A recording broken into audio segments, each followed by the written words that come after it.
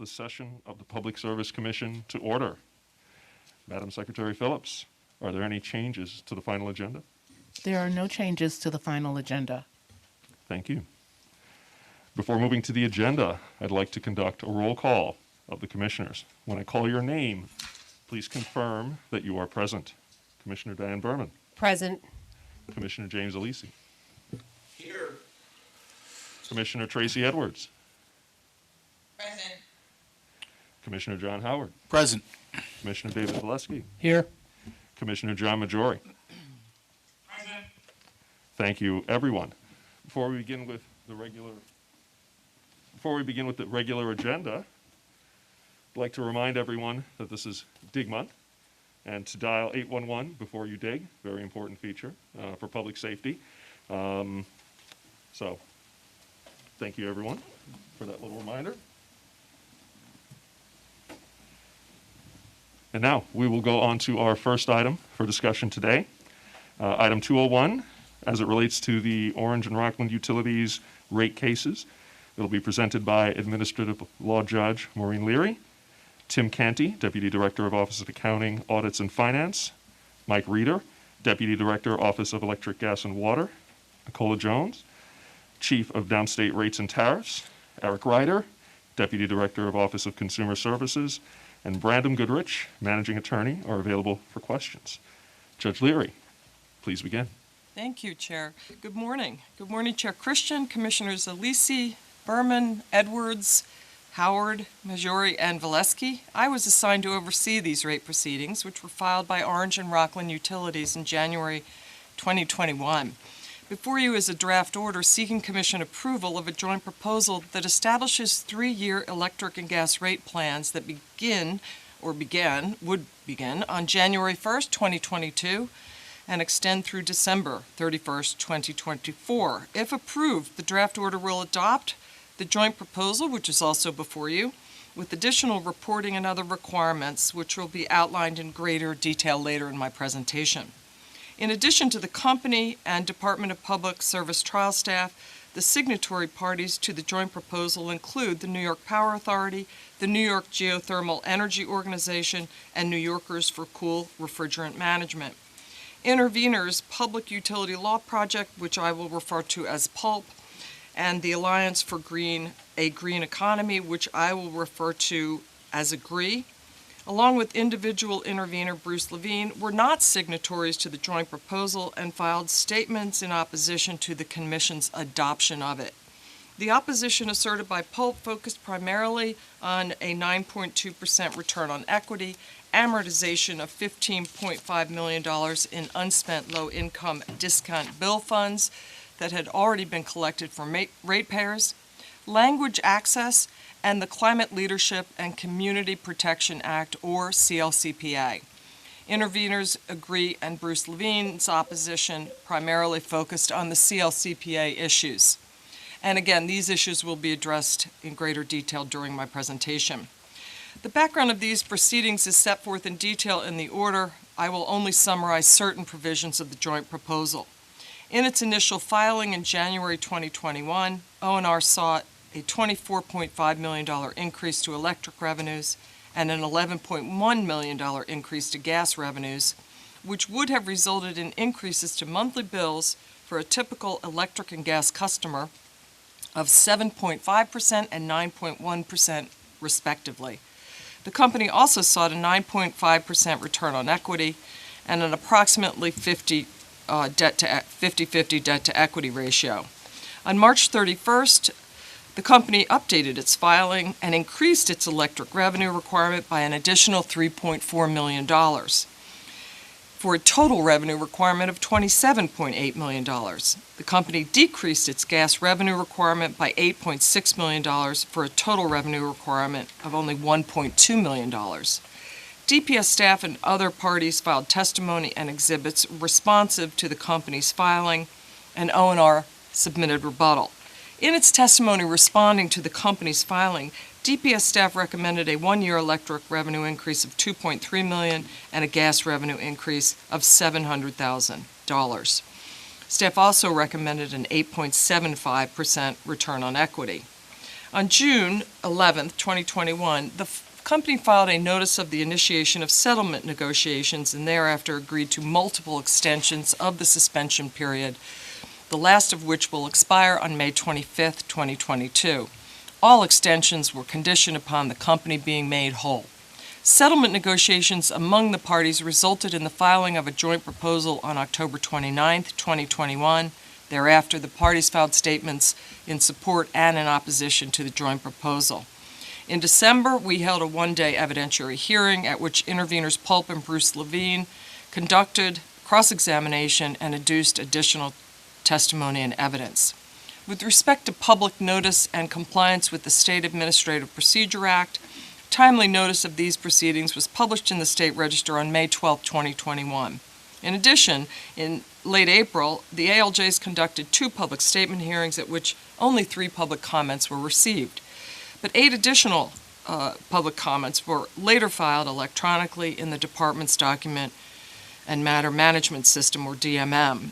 All comments received at the public statement hearing and in DMM objected to the company's request for increased electric and gas rates, noting, among other things, the financial impacts of the COVID-19 pandemic and the significant number of customers in arrears on their utility bills. I will now summarize certain relevant terms of the joint proposal.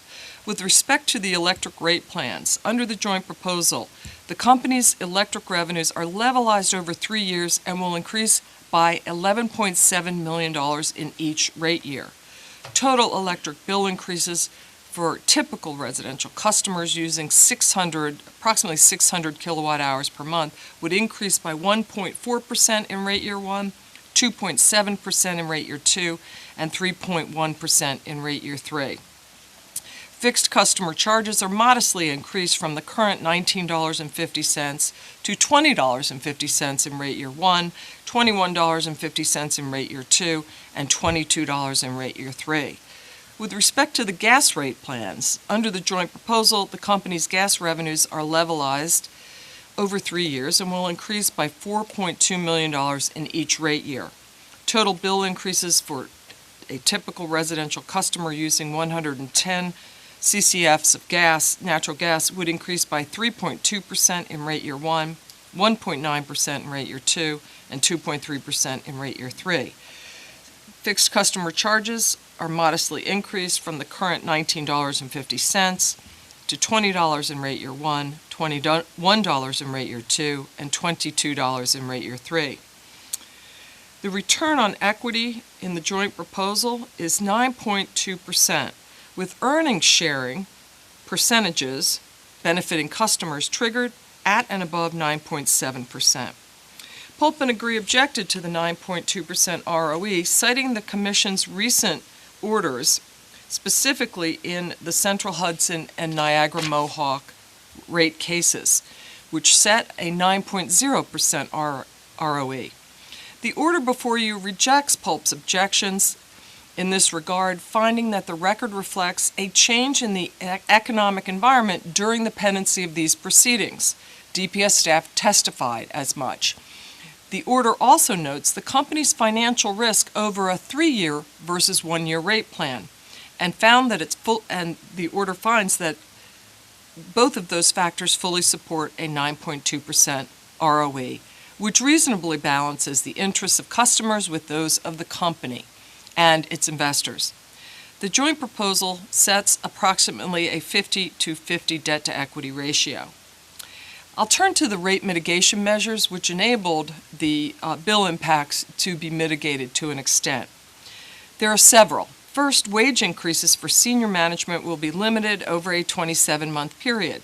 Second, the company will credit customers with approximately $975,000 in payroll tax credits realized from COVID relief under the Federal Employee Retention Tax Credit. Third, the joint proposal contains certain productivity and efficiency adjustments whereby the company will impute approximately $19.6 million in forecasted savings for the benefit of customers. Finally, the time frame for amortization of balances of unprotected excess deferred federal income tax balances related to the Federal Tax Cuts and Jobs Act of 2017 will be shortened from the remaining 12 years to 6 years. Pulp objected to the 6-year amortization timeframe and asserted that a 3-year timeframe was more appropriate. The order before you rejects Pulp's objection, echoing DPS staff's concerns with future rate stability. I'll now turn to the low-income provisions, which were also the subject of objections.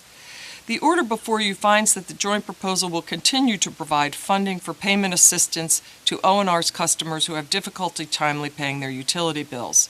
This is consistent with the Commission's August 2021 Phase 2 Energy Affordability Order in Case 14M0565.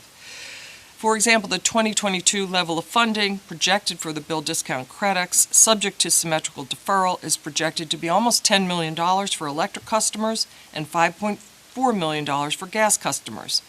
In addition, the joint proposal provides that during the 3-year term of the rate plans, the company will continue to waive its reconnection fee for any customer enrolled in the company's low-income program. The joint proposal returns approximately $15.5 million in unspent low-income bill discount program funds to ratepayers from whom those funds were collected during the last rate plans. These unspent funds are the result of the company's misclassification of certain low-income customers and the failure to provide bill discount credits to those customers. The order includes a requirement that the company file a plan within 30 days of the issuance of the order before you, explaining the misclassification, accurately calculating same, and immediately providing bill discount credits to affected customers. In other words, the order assures that those customers are made whole. Notably, the company is also required to identify and/or propose to implement internal controls so that the misclassification of low-income customers or other errors in this program do not happen again. I turn to Pulp's objection regarding the return of the $15.5 million to ratepayers. Pulp asserted that these funds instead should be used to benefit the misclassified and adversely affected low-income customers.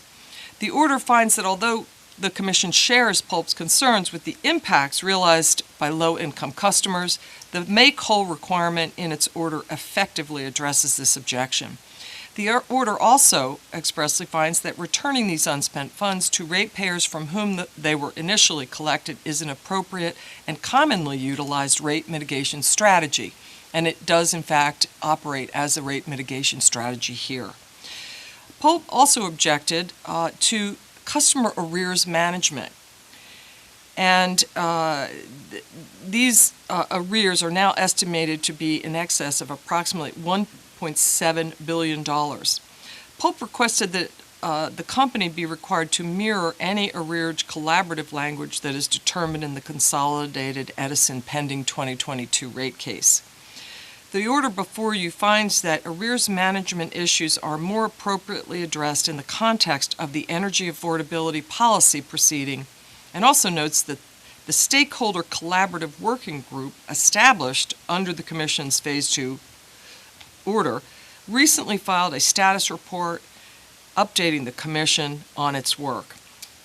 Thus, the order before you indicates that arrears reduction solutions are currently being actively addressed in that proceeding.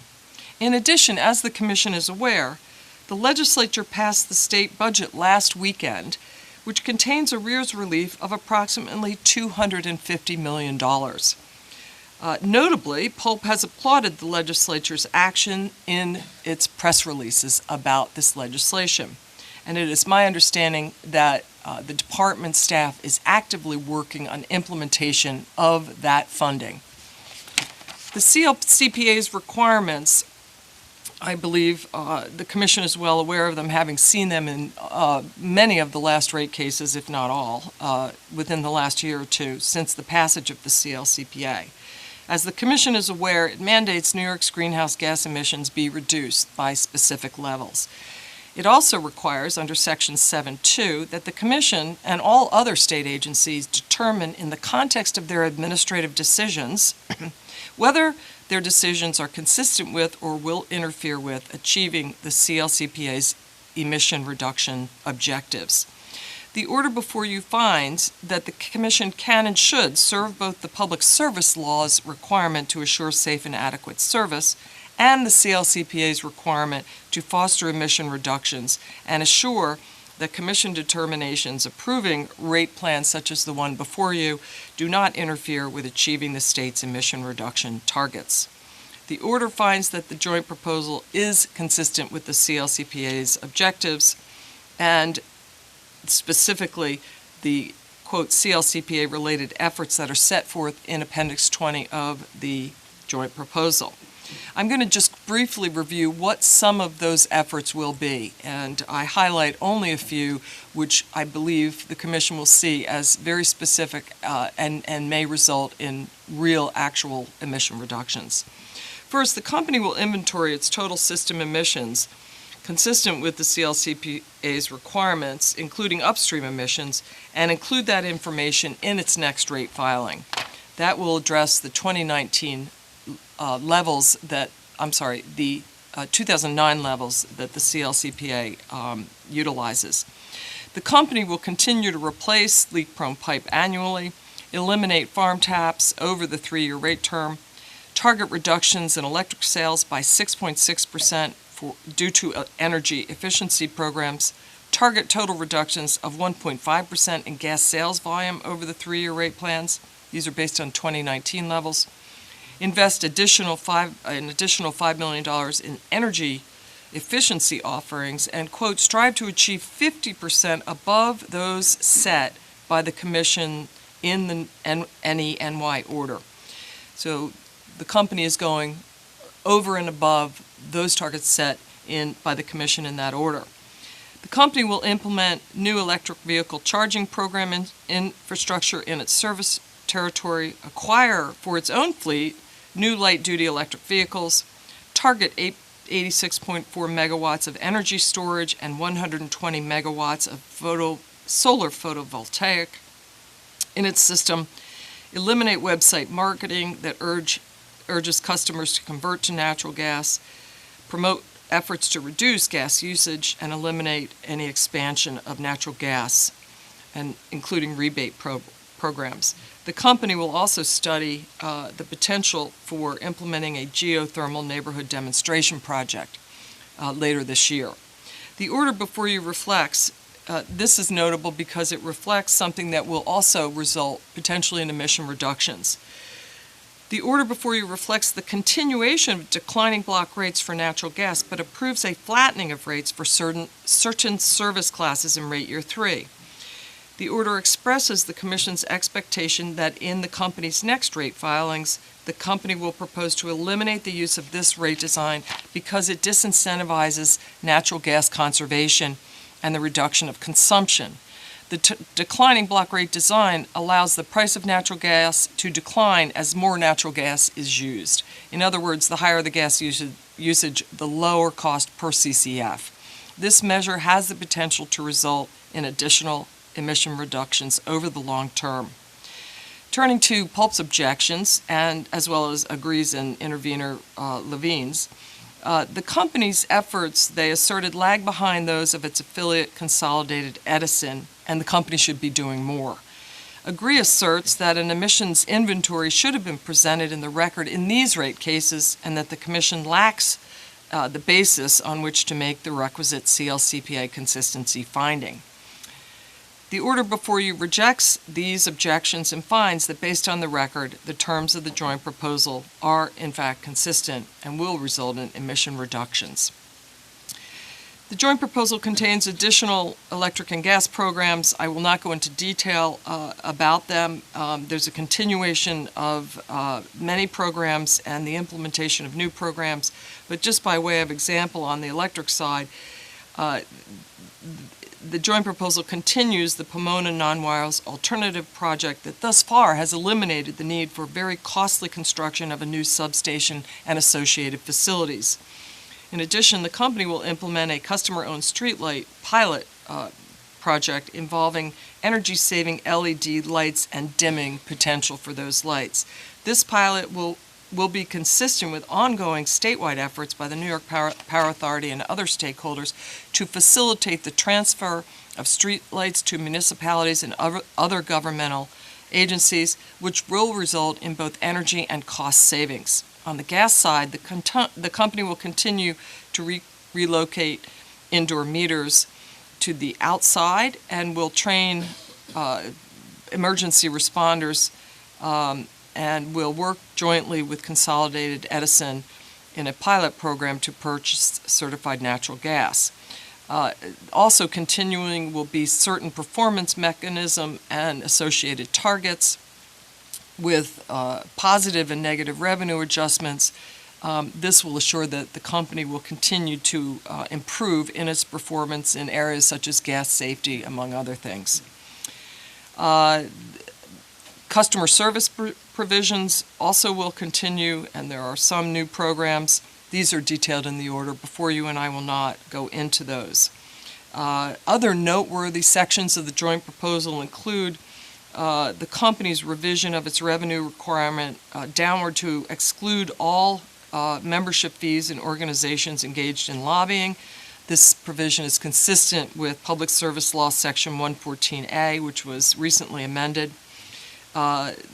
The order also contains major storm reserve amounts, but imposes limitations on the company's ability to pass on to customers costs in excess of those reserve amounts through the use of a revenue adjustment mechanism. This also has associated reporting provisions.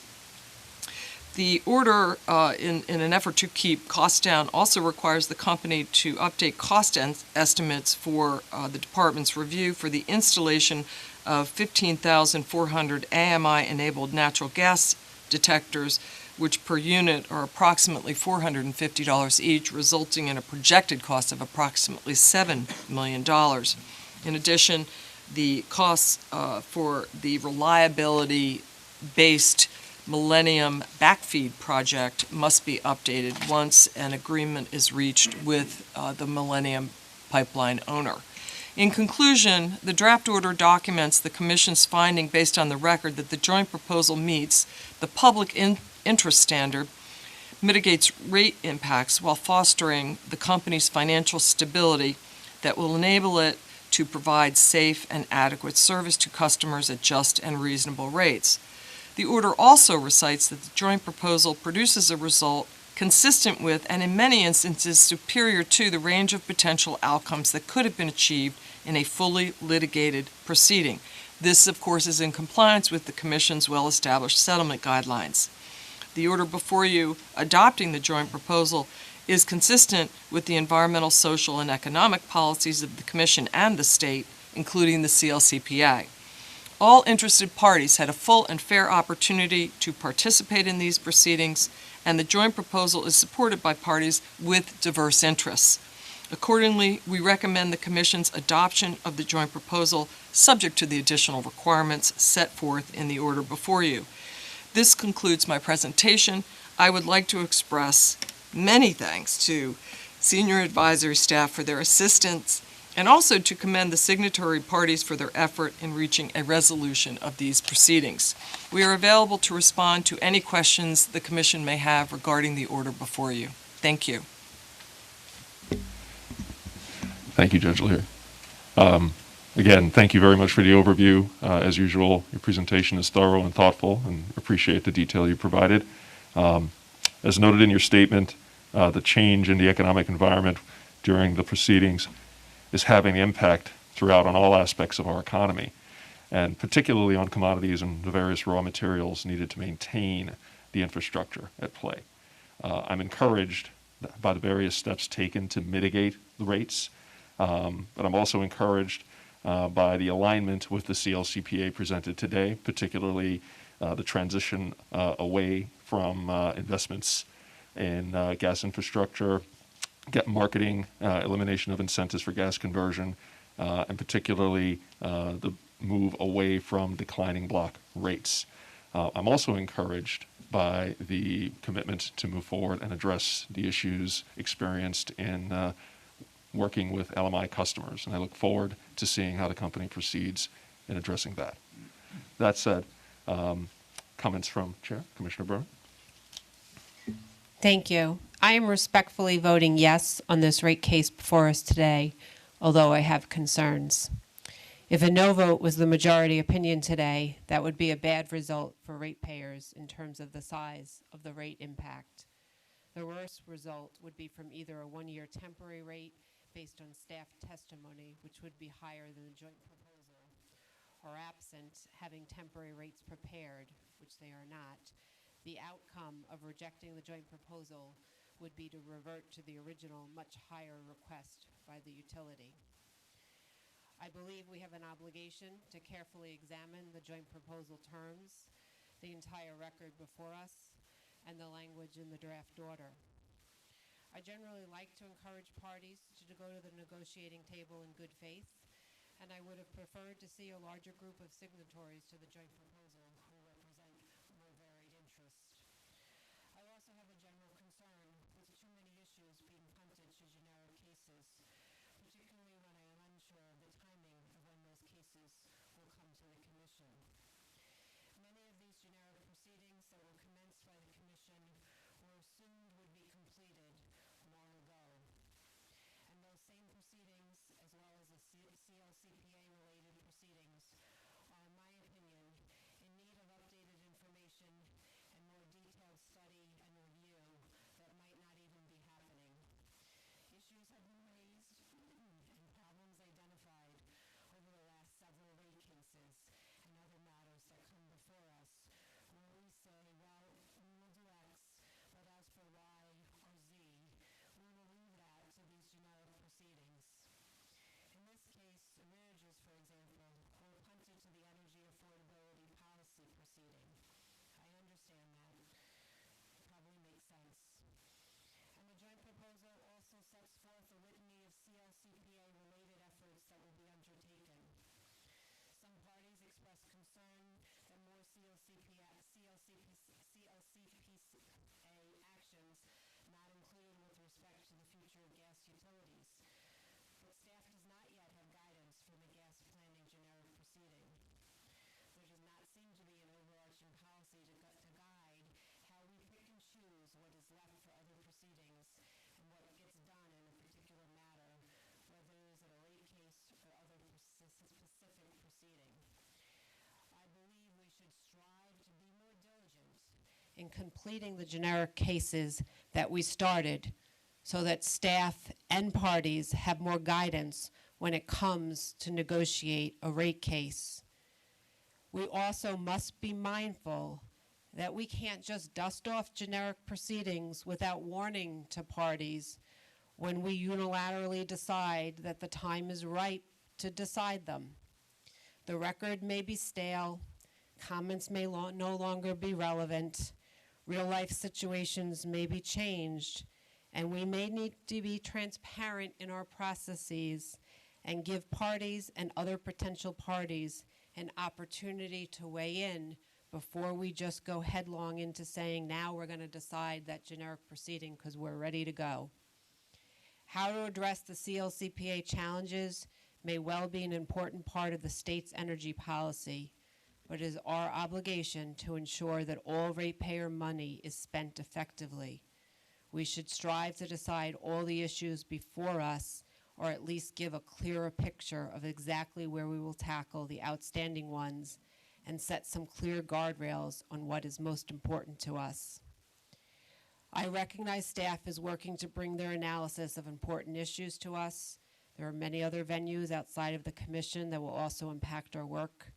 But for me, many of the pressing issues need to be decided before, not after, ordering a rate increase, especially as we see the energy policy decisions that are currently being discussed in other venues may be major drivers of future rate increases. For these reasons, and as articulated by the ALJ, I will be voting yes, although I have concerns. Thank you.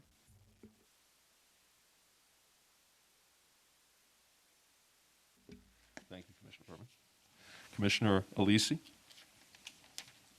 Thank you, Mr. Chairman. This joint proposal provides sufficient funds to maintain safe and reliable service.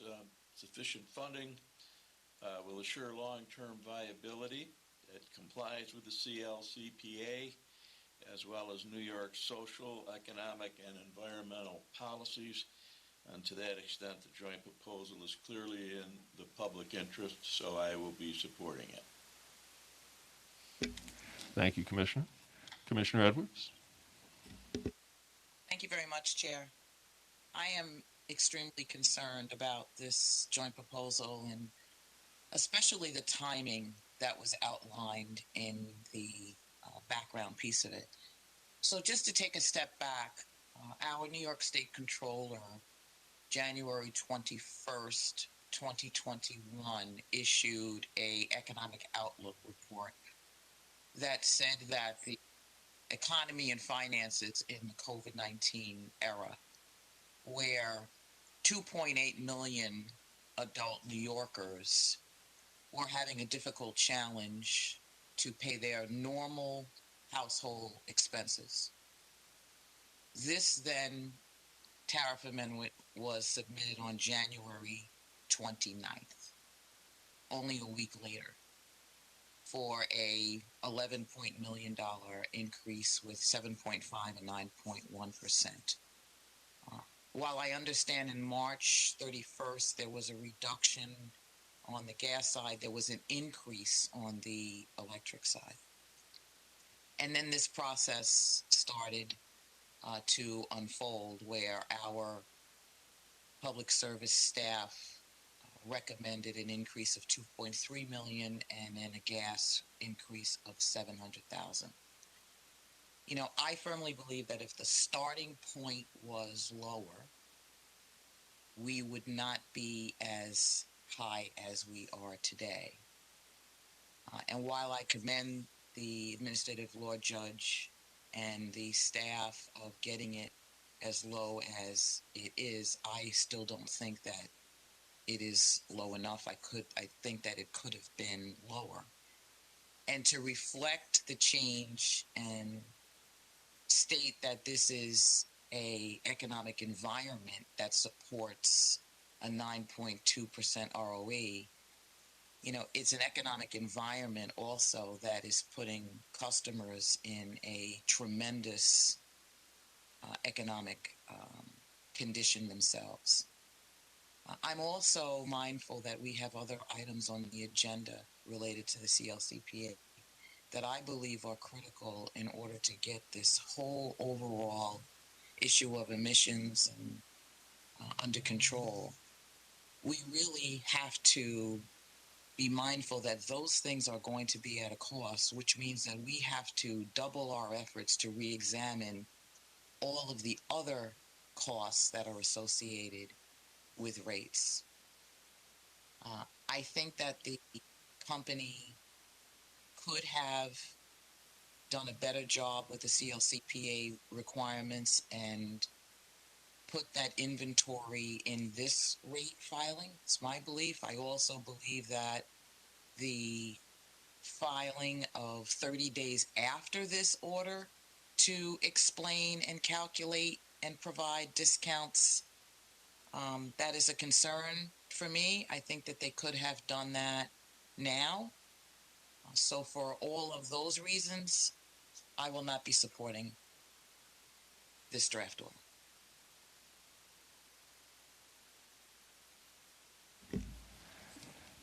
Chair, Thank- I'm sorry, may I just jump in? We're having reports of issues with the webcast, so it's very important to consider your distance to the microphone when you're speaking. Apparently, if you're too close, it's getting blurry, and if you're too far, it's not coming up. So just a reminder. Okay, Thank thank you you. for that. Okay. Thank you, Commissioner Edwards. Was that for me? Did they not hear me or what? No, I think you were okay. I just get emails periodically from people when there are issues, but I got no emails with respect to yours. Okay, very good. Thank you. Okay. Next, we'll go to Commissioner Howard. Thank you. First of all, I want to thank Judge Leary, and I want to thank the history of this commission and the well-founded and well-tested settlement proceedings that bound and guided this settlement to its current conclusion. It is a good process. Is it a perfect process? No. Is it transparent? You betcha. Does it allow for customers, other affected people to participate at a meaningful level? Yes, it does. Does it allow for a broad input from customers and others at a relatively tertiary level? Yes, it does. So to that extent, congratulations. Will note, and I will note it today, and I will note it later in some other agendas, I wish this process was universal. I wish this process was universal. We know with great precision, in some cases to the pennies in some cases, of what the individual expenses and inputs are to this rate case. That is not the case for other proceedings that we're going to do later today. The issue of energy affordability, as the judge mentioned, was clearly on the mind of the state legislature, and I do praise them for the appropriation of $250 million to dealing with arrears. However, that's what they did in terms of energy affordability. At the same time, the legislature appropriated nearly $600 million, not appropriated, accounted for nearly $600 million in energy tax cuts. In this case, motor fuel tax cuts. Which, dealing with this case, we, in this case, encourage or discourage the increased use of fossil use by rate design, which is into everyone's best interest, particularly that of the climate. Cutting motor fuel taxes does the absolute opposite. It encourages fossil fuel use. And I do believe if the legislature was truly interested in helping energy consumers, that we would have paid attention to not just their motor fuel inputs, which is important, but their other energy bills as well. Greater energy efficiency, long-term savings for customers, I believe would have been a far better use of those dollars than merely suspending motor fuel taxes for a period of time. I do have one question I have, and this is Jeff probably already anticipates this. What is the local property tax burden during the period of this case for O&R? I'm actually going to defer, Commissioner, to Tim Cantor. Oh, okay, great. I believe he'll have a better answer for you. Thank you, Tim. It's in Orange and Rockland's territory, it's about 10% of the bill. About 10% of the bill. At no time, while many in local government have decried this settlement and said it was too expensive, did I see one at the county, town, village, or school board level saying that we need to reduce our levies on our utilities so people can afford their bill. At no time was that even remotely discussed. So to the extent that local governments want to help on helping energy customers save money, it is that the ball is in their court. Again, I think this process was thorough. I had the ability to watch it from the chairman's point of view for a period of time. And again, I was, as always, duly impressed with the process itself. And while no one wants to raise rates, and never before this commission do we ever see a rate case with unanimity of opinion. And I do sincerely appreciate those commenters who do not agree with this case. But however, in balance, I think it does what it needs to do. The issues of energy affordability and how they relate to Commissioner Edwards' concept, how we balance those energy affordability issues as we decarbonize our economy, are issues that we have not dealt with. And to Commissioner Berman's comments, we do need to have our generic proceedings proceed at pace. Without that guidance, We are going to do a variety of one-off decisions, which I don't think connect all the dots. So, but with that being said, Mr. Chairman, I will be supporting this petition. Thank you, Commissioner Howard. Next, Commissioner Valeski. Thank you, Chair Christian, and certainly, first of all, to you, Judge Leary, and to the entire team here at DPS. Thank you for, again, outstanding work on this rate case and getting to this joint proposal. I think, this case more than the other 3 or 4 that I've participated in since joining the commission almost a year ago now, have seen more issues than not where there have been points of concern, and I understand and appreciate where those concerns are coming from, whether they be from Pulp, whether they be from Agree, Bruce Levine, around rate of equity, around rate mitigation, low-income provisions, arrears management, and certainly the CLCPA. But that having been said, I do think that you, Judge, under your leadership and the entire team here have clearly created a compelling case in each and every instance to justify this joint proposal. I know it's been a challenge. I'm sure it's been a challenge getting to this point, but I appreciate all of that work. I also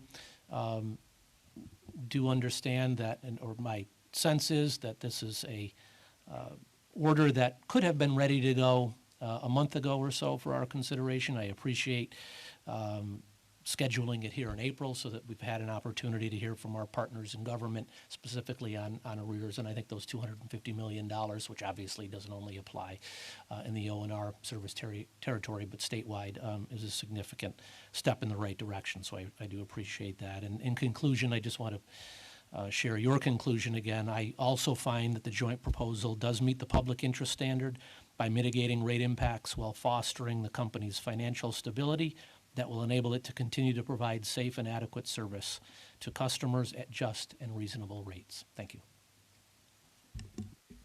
Thank you. And Commissioner Majori. Thank you, Chair. I do have a few questions. Judge, thank you very much for your excellent presentation. Commissioner Berman alluded to the consequences of what would happen if this commission voted the JP down. But can you explain or just walk through what would be the range of outcomes if we rejected this? Better than I could probably do, Commissioner Berman was right on the money in terms of how the process would play out, and the likely result would be a temporary rate plan and that followed by a permanent rate plan with another rate case pending before the commission, which may not and probably would not contain as beneficial a set of terms as the joint proposal.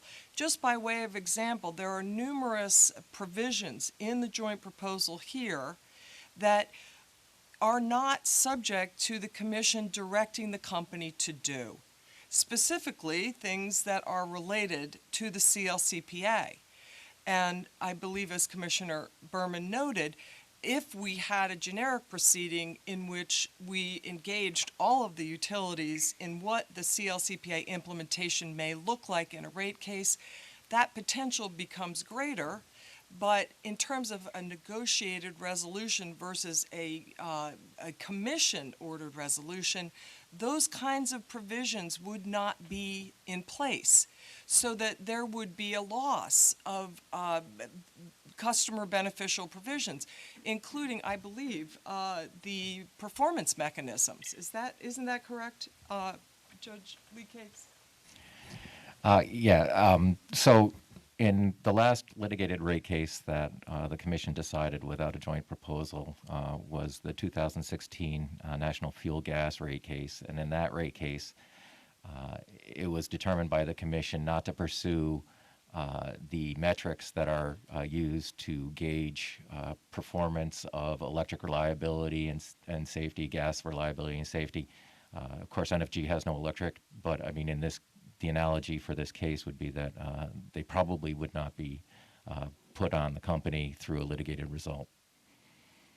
So in short, there's a real question mark about whether the result that the commission would ultimately order, a one-year rate plan, would actually be as beneficial to both customers as well as the state's policies. So I think it's important to view this settlement in that context. You know, this is not everybody wins, not everybody loses everything. That's how negotiations are. And from a customer benefit as well as statewide policy benefit, I think that the joint proposal here certainly, would be superior to the alternative of the commission deciding temporary rates and a one-year rate plan. All right, and if I may add to Judge Leary's response, the commission has a legal obligation to make sure that the utilities are meeting their obligation to serve, but in return for that, they are constitutionally entitled to recover their costs of service and a fair opportunity for a return on their investments. And as was pointed out, the underlying litigation papers demonstrate that the company's existing rates are not collecting enough to cover those costs right now. And so the commission would have to determine what that legal or that just and reasonable rate would be going forward. Going back to 1977 and the commission's statement of policy on test periods and major rate proceedings, the commission has long recognized that its obligations in rate-setting proceedings are to forecast future-looking rates, the rates that are going to be charged at the time that the service is being delivered, not just historic costs. And so that whole process would have to develop over the course of some period of time, as both Commissioner Berman and Judge Leary mentioned. It would probably involve the setting of temporary rates and the ability for, once a permanent rate was established, the ability of the utility to make up any difference if those temporary rates were undercharged, or the requirement that money be put back to customers if they were overcharged. But during that temporary rate period, the customers would be seeing a rate that was basically determined eventually to be too high. The process would also likely need to address the timing of any rate decision while that process was going on. Again, turning to the 1977 statement on policy of test periods in major rate proceedings, the company would likely have to be allowed to update its information as well as the other parties. So it would take some period of time to determine what those permanent rates are. To the extent that the company was not allowed to, there would have to be some discussion about how the suspension period would work through all of this, and eventually a discussion of whether the company would be allowed to file for a new rate case while the temporary rate, permanent rate proceeding was going on. It is a difficult decision that the commissioners have to make when evaluating these cases, and I empathize greatly with your decisions here today. Some of the things that Commissioner Edwards brought up are absolutely valid concerns. But in many ways, as Commissioner Howard pointed out, they implicate policies and processes that are outside of what the commission does when it sets rates, and out of the control, for example, with taxes and things like that, for the commission to do any ordering on other than to pass through those costs to the ratepayers. I wanted to make one more point that became very clear to me in working with Tim Canty, who is like this brilliant man in this building. He is so brilliant. And I have to thank him because he was so responsive. But, certainly some would say, why do we care about the financial stability, viability of the utilities in our state? Why is that a concern? It's a concern because the cost of debt that they will pay and pass on to ratepayers is higher the more their viability is questioned on the street. And so it actually inures to the benefit of ratepayers because you keep your cost of debt low or lower. Now, who knows what's going to go on in terms of what the Fed's going to do in the next year or months. But the fact is that this company and its viability is an important component of what customers are going to see in rates. And that's something that it was not particularly clear to me, and I have to thank Mr. Canty for making it very clear. All of that goes into the mix, and I think that staff in all of the rate cases that I've been involved in is acutely aware of all of these factors, and there are many of them. It's very difficult to sit here and identify all of them, but certainly that's one that should be of some concern because it will directly impact ratepayers ultimately. Thank you, Judge. That was very informative. Thank you very much. Two quick questions about the ROE. You had explained during your presentation how we got from 8.75 to 9.2, but can you go into a little bit more detail on how we settled at 9.2? During the briefings, I was astounded at how clear Jeff Hogan's explanation was, so I'm going to turn that over to him, if you don't mind. Absolutely. Good morning, Commissioner. Yeah, so the 9.2. Morning. Good morning. The 9.2% is a negotiated outcome, of course, between staff and the other parties, and it's for a 3-year rate plan. I think that's important to note. The staff had originally testified to an 8.75% return in May of 2021. And so that was for a litigated case, in other words, a 1-year period of time. As Judge Leakake said, we're trying to forecast future costs. So we're trying to forecast what investors are going to require. And to pivot a little bit and talk about financial stability and what investors require and the environment of the financial markets. I understand Commissioner Edwards' concerns with the financial environment in terms of the pain customers are feeling and how many people we can see from the arrears. Nobody wants to be in debt to the utility companies. They're forced in this situation. That environment is a little bit different than what we're talking about when we talk about the interest rate environment and the equity return environment. And so what we're trying to do is forecast what investors are currently requiring in order to provide capital to the companies. And it is debt, as Judge Leary explained, but it's also equity. We want both to be provided at reasonable terms. And in order to have that financial stability and allow the company to do all the CapEx we want it to do, we need to have a reasonable rate of return. And so to come up with that reasonable rate of return, for the past 25 years or so, the Commission has been following an approach that originated out of what we call the generic finance case. And it was a recommended decision that came out of that, which said to use 2 different models, a discounted cash flow model and a capital asset pricing model, and use those models, which have inputs of utility stock prices, interest rate costs, and a few other the market return as a whole. Those are the variables that end up impacting what the ROE of the companies are going to be. Staff uses this model that, again, has been kind of tried and true, and they use it every testimonial case. They've used that model, and they came up with 8.75%, but they always conclude their testimony by saying that this amount should be updated at the time of the Commission decision in the litigated case, because what we want to do is we want to forecast as best we can what the future costs are going to be.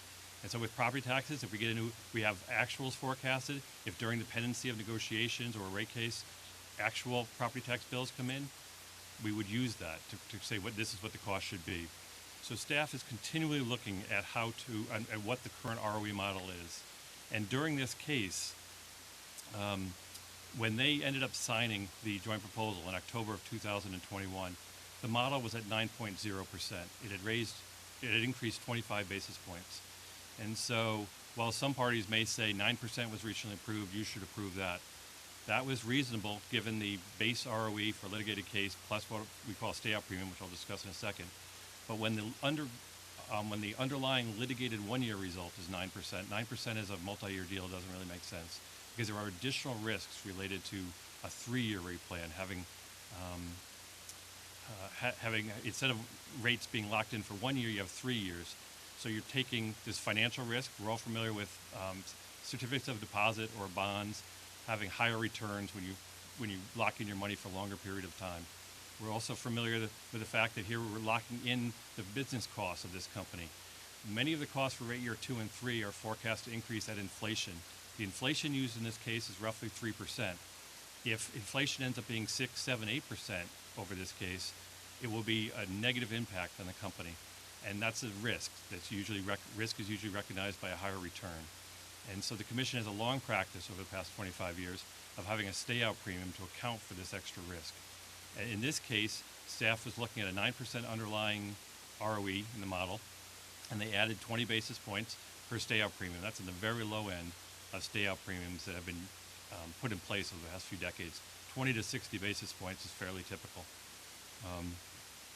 So I think that, my final point, I guess, would be that the outcome of this case, 9.2%, is very reasonable relative to national averages, 9.4, 9.5, both in the October 21 timeframe when the case was filed as well as currently.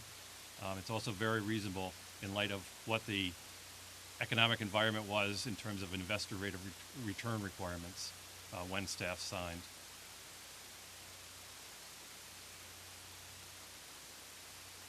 Thank you, Mr. Hogan. I have one follow-up question, and Judge Leary, I think I'm directing this to Mr. Hogan, unless you disagree.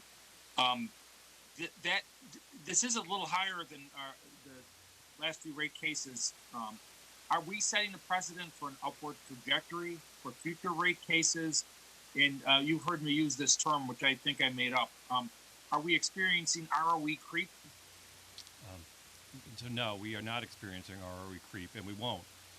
If the commission continues to follow the precedent that it's been following, which is to use the underlying model, and that's going to rise and fall, and we're being responsive to what investors require to provide capital. We're recognizing that the amount that the rate changes, so that model will remain the touch point for staff on what a reasonable return on equity is. There will be an adder for the additional business and financial risk in multi-year cases.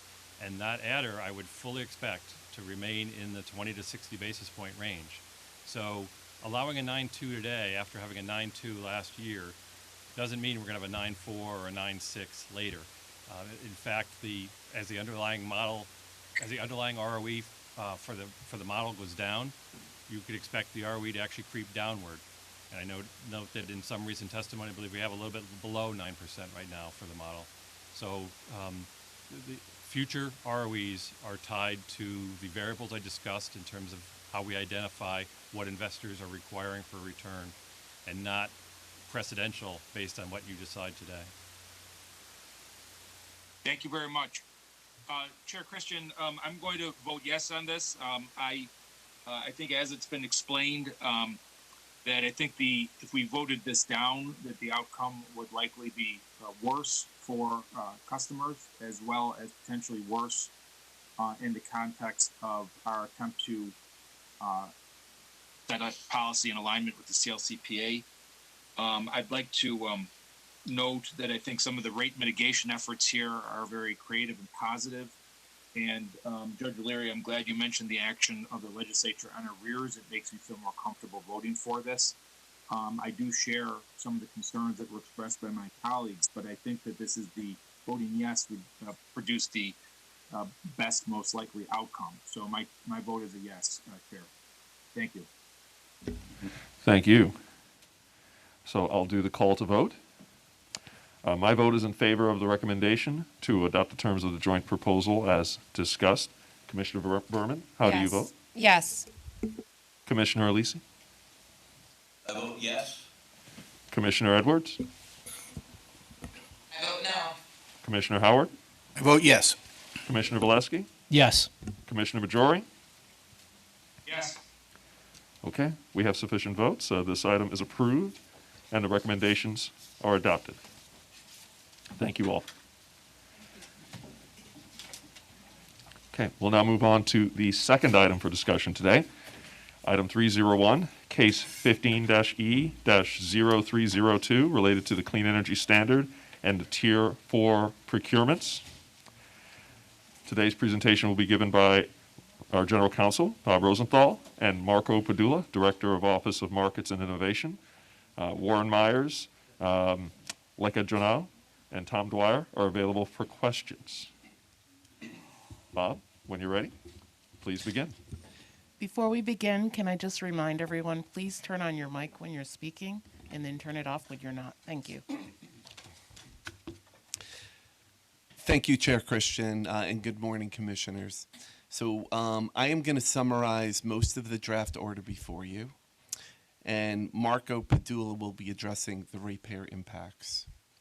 Let me start by talking about the genesis of the Tier 4 of the Clean Energy Standard, which was first proposed as part of staff and NYSERDA's white paper, issued on June 18, 2020, for the purpose of recommending modifications to the Clean Energy Standard to meet CLCPA mandates. The focus of the white paper was on meeting the two primary commission-specific CLCPA mandates. First, by the year 2030, 70% of electricity used in New York must be from renewable resources. And second, by the year 2040, the statewide electrical generation demand must be zero emissions. As relevant here, a key question posed in the white paper was whether existing programs under the Clean Energy Standard could be expanded in a manner sufficient to address these CLCPA mandates. The white paper answered this question with an unequivocal no, finding that the existing CES programs as modified would not result in attaining CLCPA mandates because of the unique challenges regarding the delivery of electricity into New York City.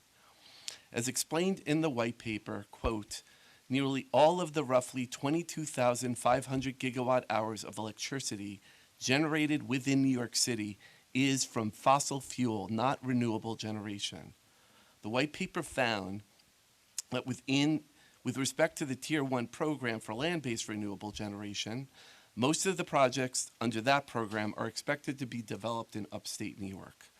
And thus, without a new transmission capacity tying this generation directly into New York City, Tier 1 renewables, quote, will not on its own increase the penetration of renewable energy consumed in New York City to a level that enables statewide compliance with the 70 by 30 target.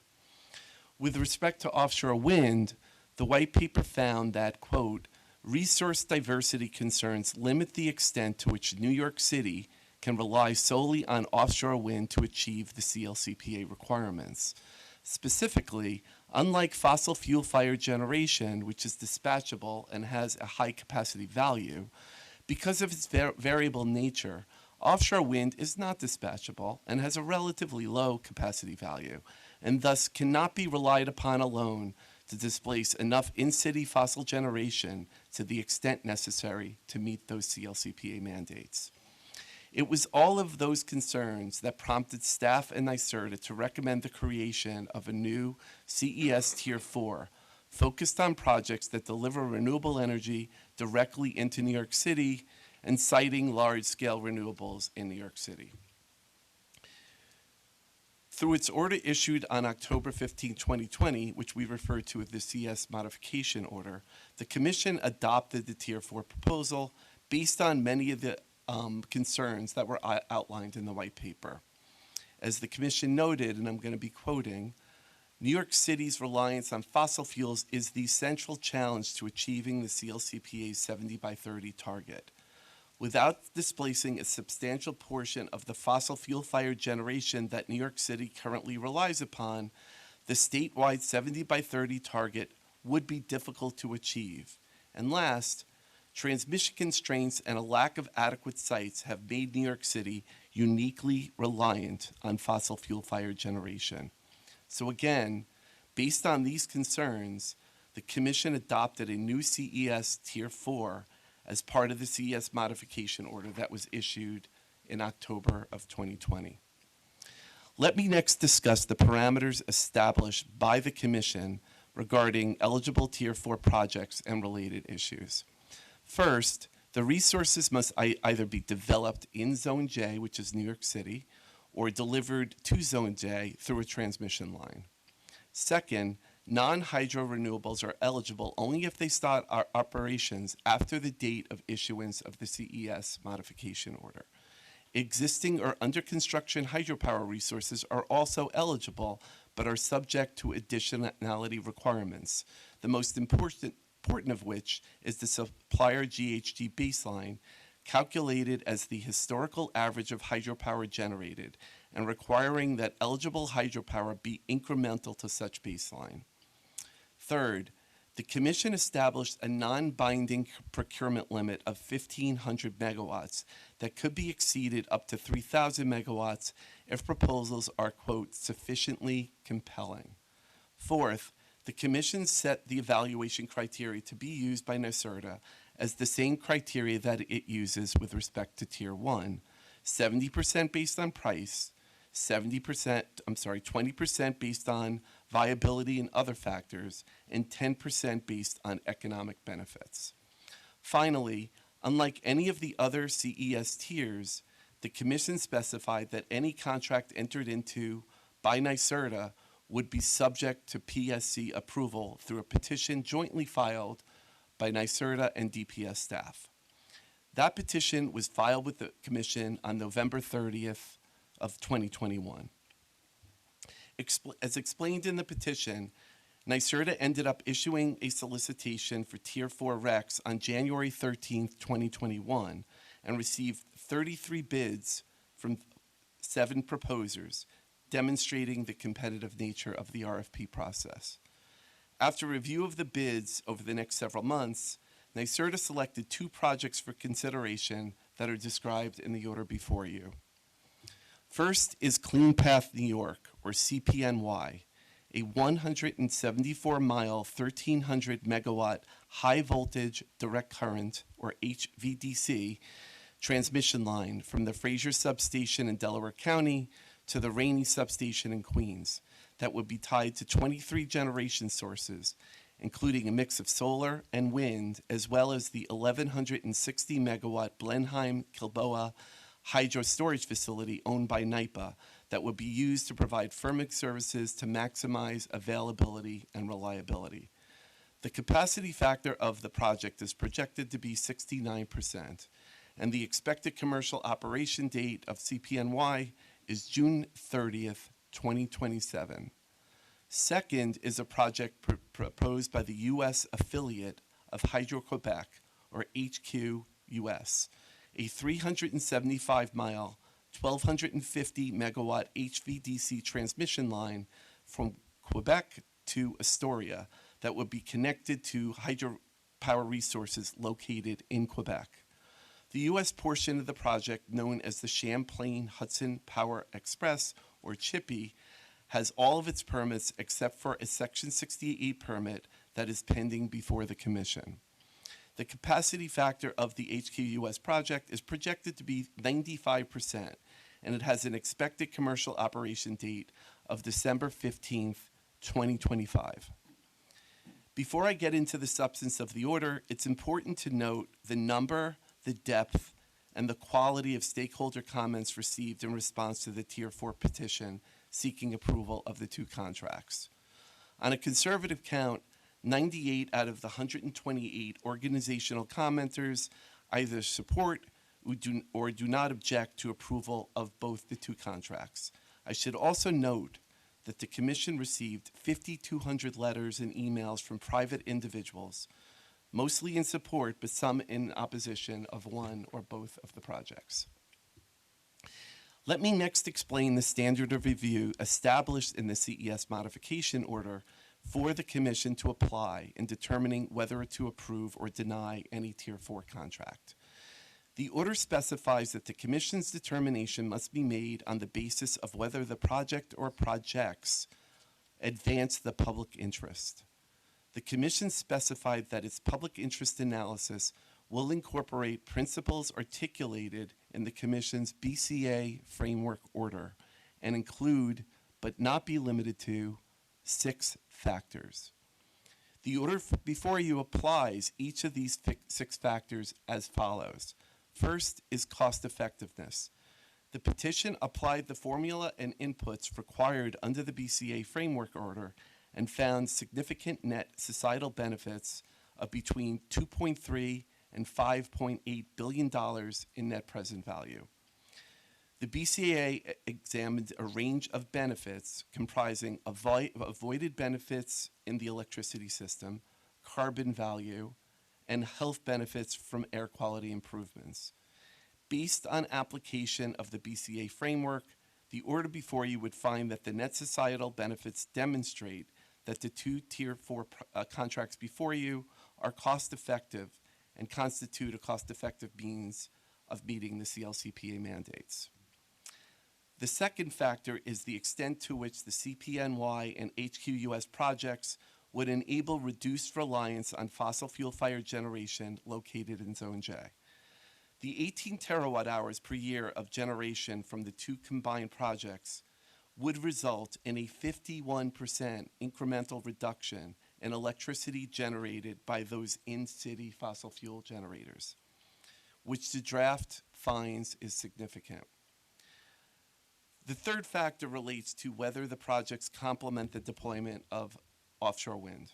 The analysis in the petition projects no incremental curtailment of current offshore wind procurements as a result of the Tier 4 generation, and that by 2040, the Tier 4 projects would result in 16% less offshore wind curtailment compared to the reference case. The fourth factor relates to project viability, which coincides with one of the elements of the scoring criteria. Without getting into details, the Tier 4 petition summarizes the scoring committee's project viability assessment of both the CPNY and HQUS projects, noting that the strength of the two projects contributed to them being the top two ranked projects bidded into the RFP. The fifth factor relates to the economic benefits of the projects.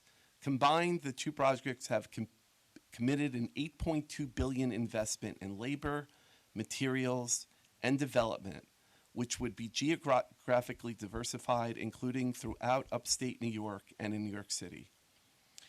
And then finally, the sixth factor relates to the impact of the projects on disadvantaged communities. Each contract provides significant commitments to disadvantaged communities, but let me mention two.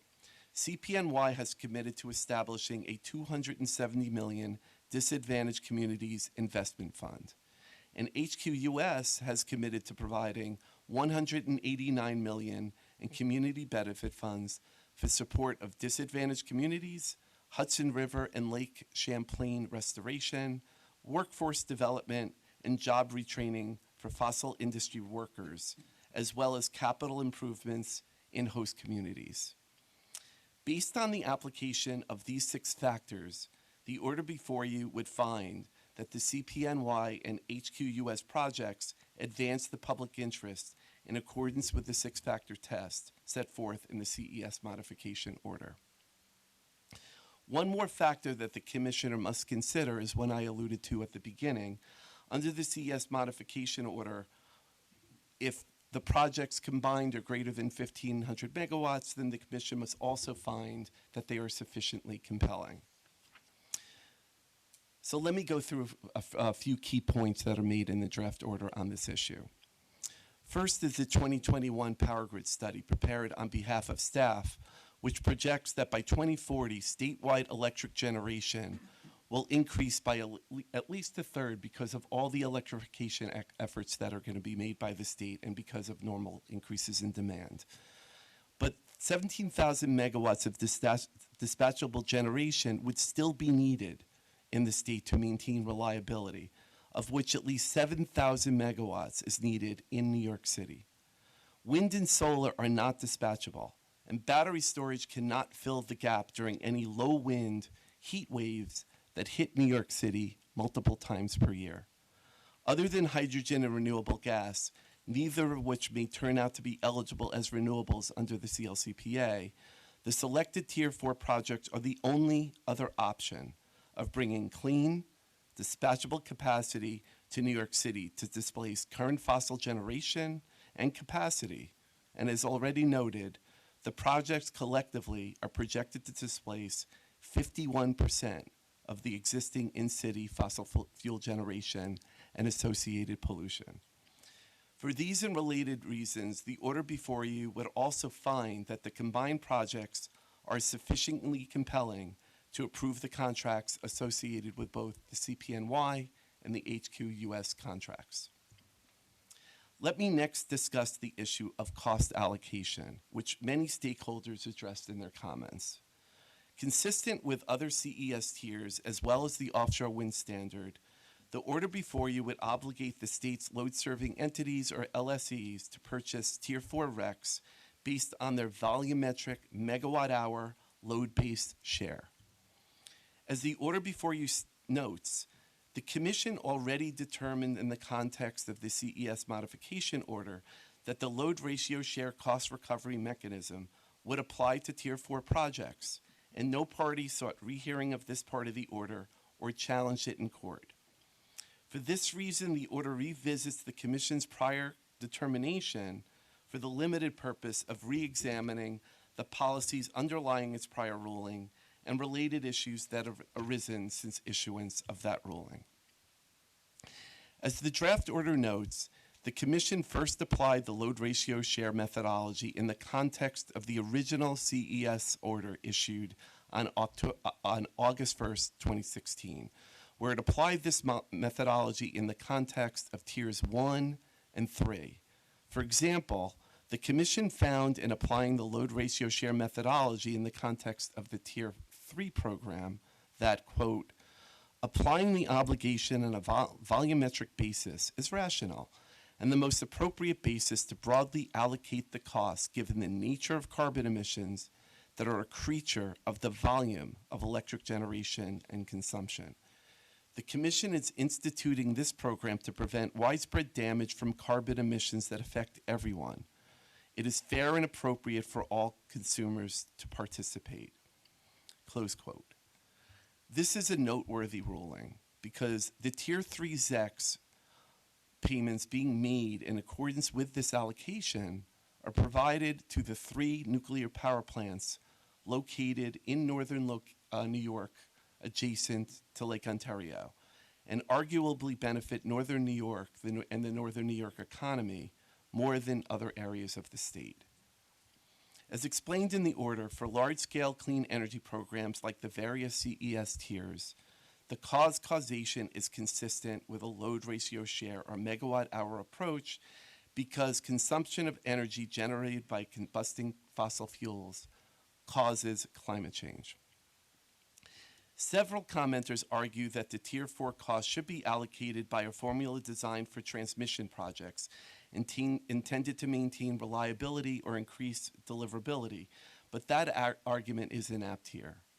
Reliability-based transmission and distribution project costs are allocated on a capacity basis in megawatts because it is peak capacity use that causes the need for those types of transmission upgrades.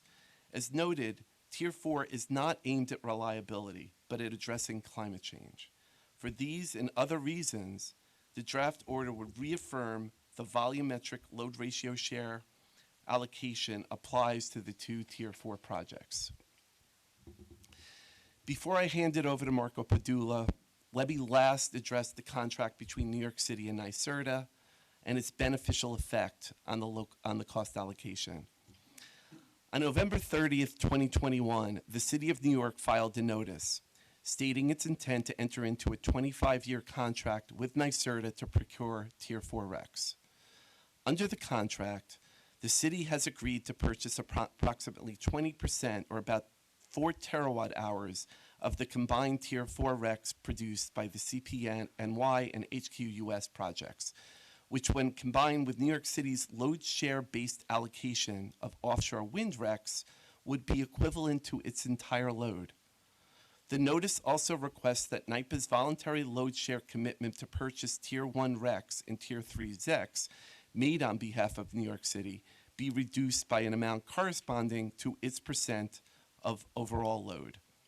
The notice estimates that presuming New York City's allocation under Tiers 1 and 3 is reallocated to other LSEs, the total benefit of New York City's Tier 4 commitment to the state's other ratepayers would be between $2.1 and $4.3 billion. Given the significant cost savings, the order before you would thus reallocate New York City's Tier 1 RECs and Tier 3 ZECs commitments as requested. Outside of the ratepayer savings, New York City's contract commitment is significant for at least 3 other reasons. First, It shows that the city is taking a lead to reduce GHG emissions by backing up its policies with a significant financial commitment. Second, the New York City contract represents a model for other branches of state and municipal governments to follow. In this respect, last Friday, the State Office of General Services, or OGS, filed a letter of intent in the docket stating that it would also be entering into a contract with NYSERDA for Tier 4 RECs associated with energy used by all state agencies located in New York City. DPS sees this all-of-government approach as a significant development that will meaningfully reduce utility ratepayer impact of implementing the CLCPA, and it also will strongly encourage other branches of government to make commitments under Tier 4 similar to those made by New York City and OGS. Third, New York City has also committed to reducing GHG emissions through legislation, namely Local Law 97, which requires building owners in New York City to significantly reduce building emissions. An alternative compliance mechanism under Local Law 97 is for building owners to purchase RECs associated with energy delivered directly into New York City. The New York City Department of Buildings still needs to adopt regulations specifying precisely how the purchase of RECs would offset building emission reductions. However, both New York City and representatives of the New York City real estate industry have filed comments urging the Commission to approve both the CPNY and HQUS contracts because they see these projects as providing RECs that can be purchased to help comply with Local Law 97. In its comments, the Real Estate Board of New York referenced a study showing that demand for Tier 4 RECs could range from as much as 5.1 terawatt hours to 12.8 terawatt hours per year by 2030. Thus, although the order would apply the load ratio share cost allocation methodology, between the commitments made by New York City and OGS, hopefully other commitments made to come, and the alternative compliance mechanism under Local Law 97, it appears highly likely that greater than 50% of the Tier 4 RECs would be voluntarily purchased by New York City-based ratepayers, thus providing a significant reduction in impacts to the state's other ratepayers. And with that, let me hand it over to Marco Padula, who will discuss the ratepayer impacts associated with the two contracts should the Commission approve them. Thank you. Good morning, Chair Christian and Commissioners. I will address the bill impacts associated with the cost of the two Tier 4 projects. As you are aware, the contracts have New York State ratepayers buying renewable energy credits, or RECs, associated with the clean energy delivered to Zone J. The pricing of the REC payment is based on an indexed strike price. The CPNY strike price is $129.75 per megawatt hour, remaining constant each year, and the HQUS strike price starts at $97.50 a megawatt hour and then escalates 2.5% per year. The actual program payments will be calculated as the strike price minus reference energy and capacity prices as defined in each contract. Since the REC payments are dependent on future energy and capacity commodity prices, the petition presents ratepayer impacts that are projected as the net REC costs over time under a range of projected energy and capacity price forecasts. Generally, lower commodity prices would lead to a greater Tier 4 REC payment, and higher commodity prices would lead to a lower Tier 4 REC payment.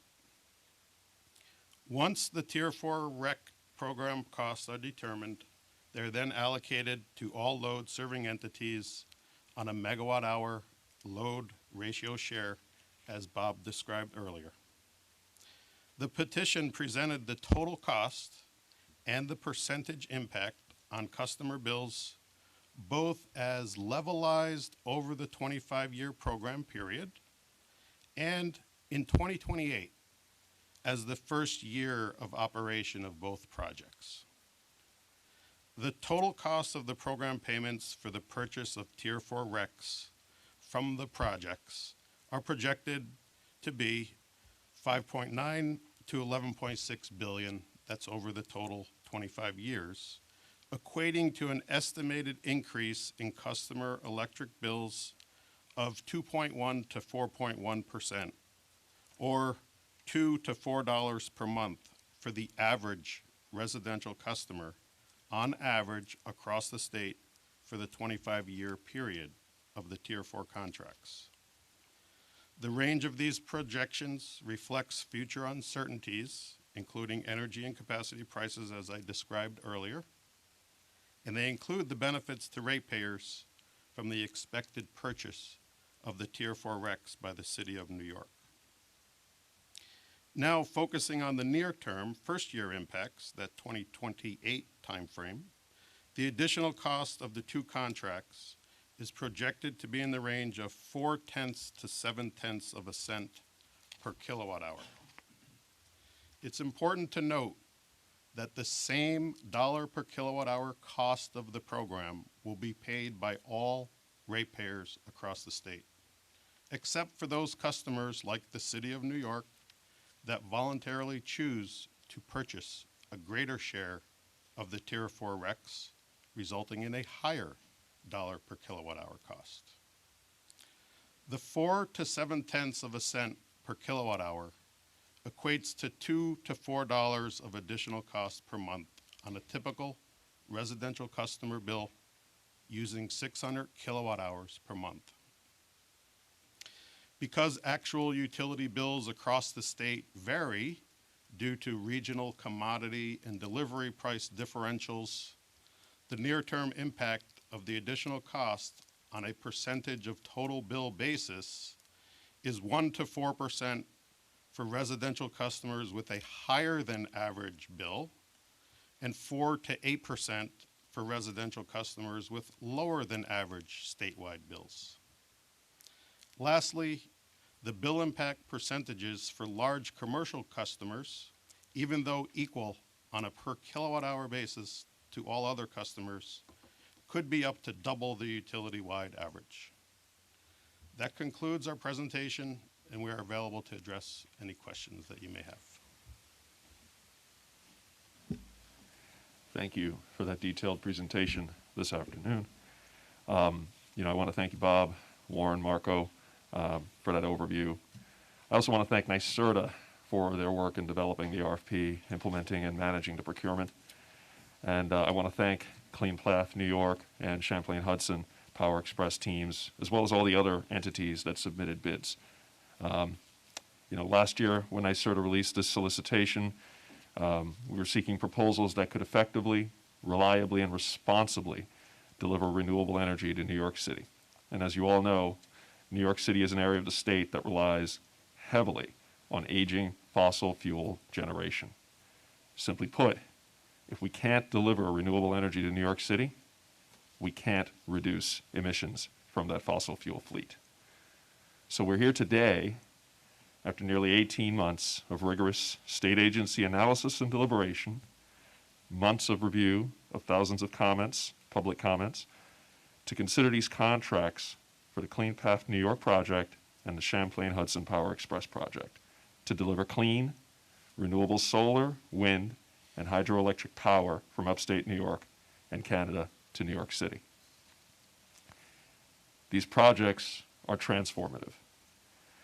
They represent the single largest investment in transmission infrastructure in the last 50 years. And they'll represent a third of New York City's annual electric consumption, and will significantly reduce New York City's reliance on fossil fuel electric generation. And as a result, we'll have significant reductions in emissions from New York State's power generation sector. As a result of this, more than 60% of New York's power overall will come from renewable energy sources. the 18 million megawatt hours of clean energy these projects produce annually annually will bring the state on target to meet its 2030 renewable energy goals. Based on the over 30 proposals received, these options are the best available.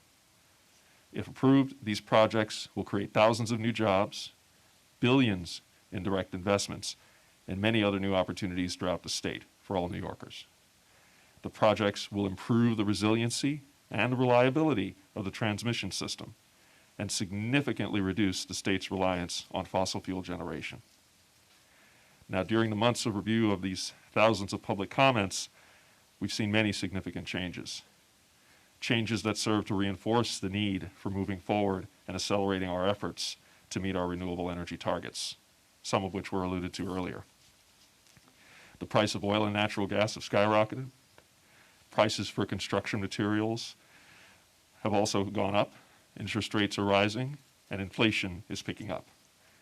Now, based on these factors alone, it stands to reason that a delay, something suggested in many comments on the record, either by picking one project over another or a wait-and-see approach where we try again and hope for a better deal, such a delay won't yield better results. In fact, should we delay and reconsider our approach and try again at a later time, we'll very likely run the real risk of putting ourselves in the unenviable position of paying more for future projects with lesser benefits and having even less time to complete them by the deadlines codified into law. Of note is the ample evidence in the record of an all-in-government approach to mitigate costs, and there's good reason to believe that the costs presented here today will be lower over time through voluntary purchases of the Tier 4 RECs. As noted earlier, the New York City government has already committed to purchasing a significant share of the Tier 4 RECs from these projects, an action that will reduce costs by billions of dollars. I was also very encouraged to see that the State Office of General Services has committed to join New York City in this regard, an action which will further reduce costs. These are encouraging signs that future investments will not solely be borne by ratepayers, but spread out equitably through a more expansive all-of-government approach. Other state and federal government customers in New York City may eventually join as well. And many comments received, including those from the Real Estate Board of New York, highlighted the growing demand for RECs through voluntary corporate and consumer action as another potential source for savings. It is likely that many building owners will procure Tier 4 RECs, potentially a very significant quantity of RECs, for compliance with various local laws, such as Local Law 97 in New York City. As a reminder, every Tier 4 REC purchased, be it by a governmental customer or private industry, will be one less Tier 4 REC that all other ratepayers must procure. And there will be direct reduction in the ratepayer impact associated with such action. It is entirely possible that the demand for this resource will outstrip supply, decreasing the cost of these projects to ratepayers over time. Further, in addition to supporting the goals set by the CLCPA, this project aligns with the New York State Constitution, supporting each person's right to clean air, water, and a healthful environment. So, as an officer of the state of New York, I swore an oath to support the Constitution of the U.S. and that of New York State, and to discharge the duties of this office with that understanding in mind. As chair of the PSC, I view this project as integral to meeting the goals established by the CLCPA in a cost-effective manner, while maximizing reliability. So, considering the numerous benefits known to us today, the billions to be invested in New York State, the potential significant reductions in fossil fuel generation and associated emissions, the thousands of jobs to be created, the resulting public health benefits, and the fact that delay is not in the public interest, I wholeheartedly support this project. I again want to thank Bob Rosenthal, General Counsel, and Marco Padula, Director of Markets of Innovation, for your presentation today.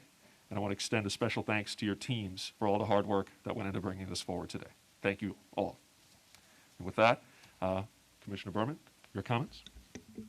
Thank you so much. Before I begin, I do want to see if the WebEx can hear me, since apparently my voice is the problem voice. I feel like it's at the Oscars where they turn off my mic. So if someone can check that my voice is heard, I don't know. Are you able to hear me? I guess they can't because my fellow colleagues aren't waving that they can hear me. Can you hear me well? Okay, Yep. good. All right. Great. Okay. So with that, thank you both for your presentations. I thought that they were very helpful. I also do want to thank your teams, all of them, for all the due diligence on this. It has been very helpful. I really do have, for a talk, make my some comments. I do have just a couple of questions really related to, the bill impacts.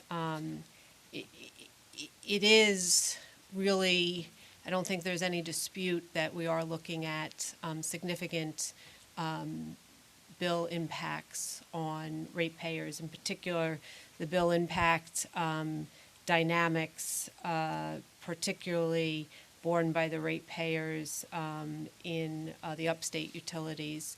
And we saw NYSEG and RG&E submitted comments about their concerns with that. And we did see MI as well as some of the upstate businesses weighing in on their concerns with that. And we also saw Empire State Development submitting comments while in support, recognizing that they saw, and I actually do want to take a pause. I want to thank Empire State Development for submitting those comments because it is something that I think we do need to see more of. I actually, in a prior administration, worked at Empire State Development, and I think that Empire State Development should be getting under the hood a lot more. They have a lot of analysis that they can be providing to us in our proceedings. And when I was a staffer at the Department of Public Service, it was not, it was fairly routine that our economic development team would work with their team in engaging in a lot of the discussions on different projects and the energy needs. And so just my own sense is it's important for us to engage much more directly and robustly as we go forward.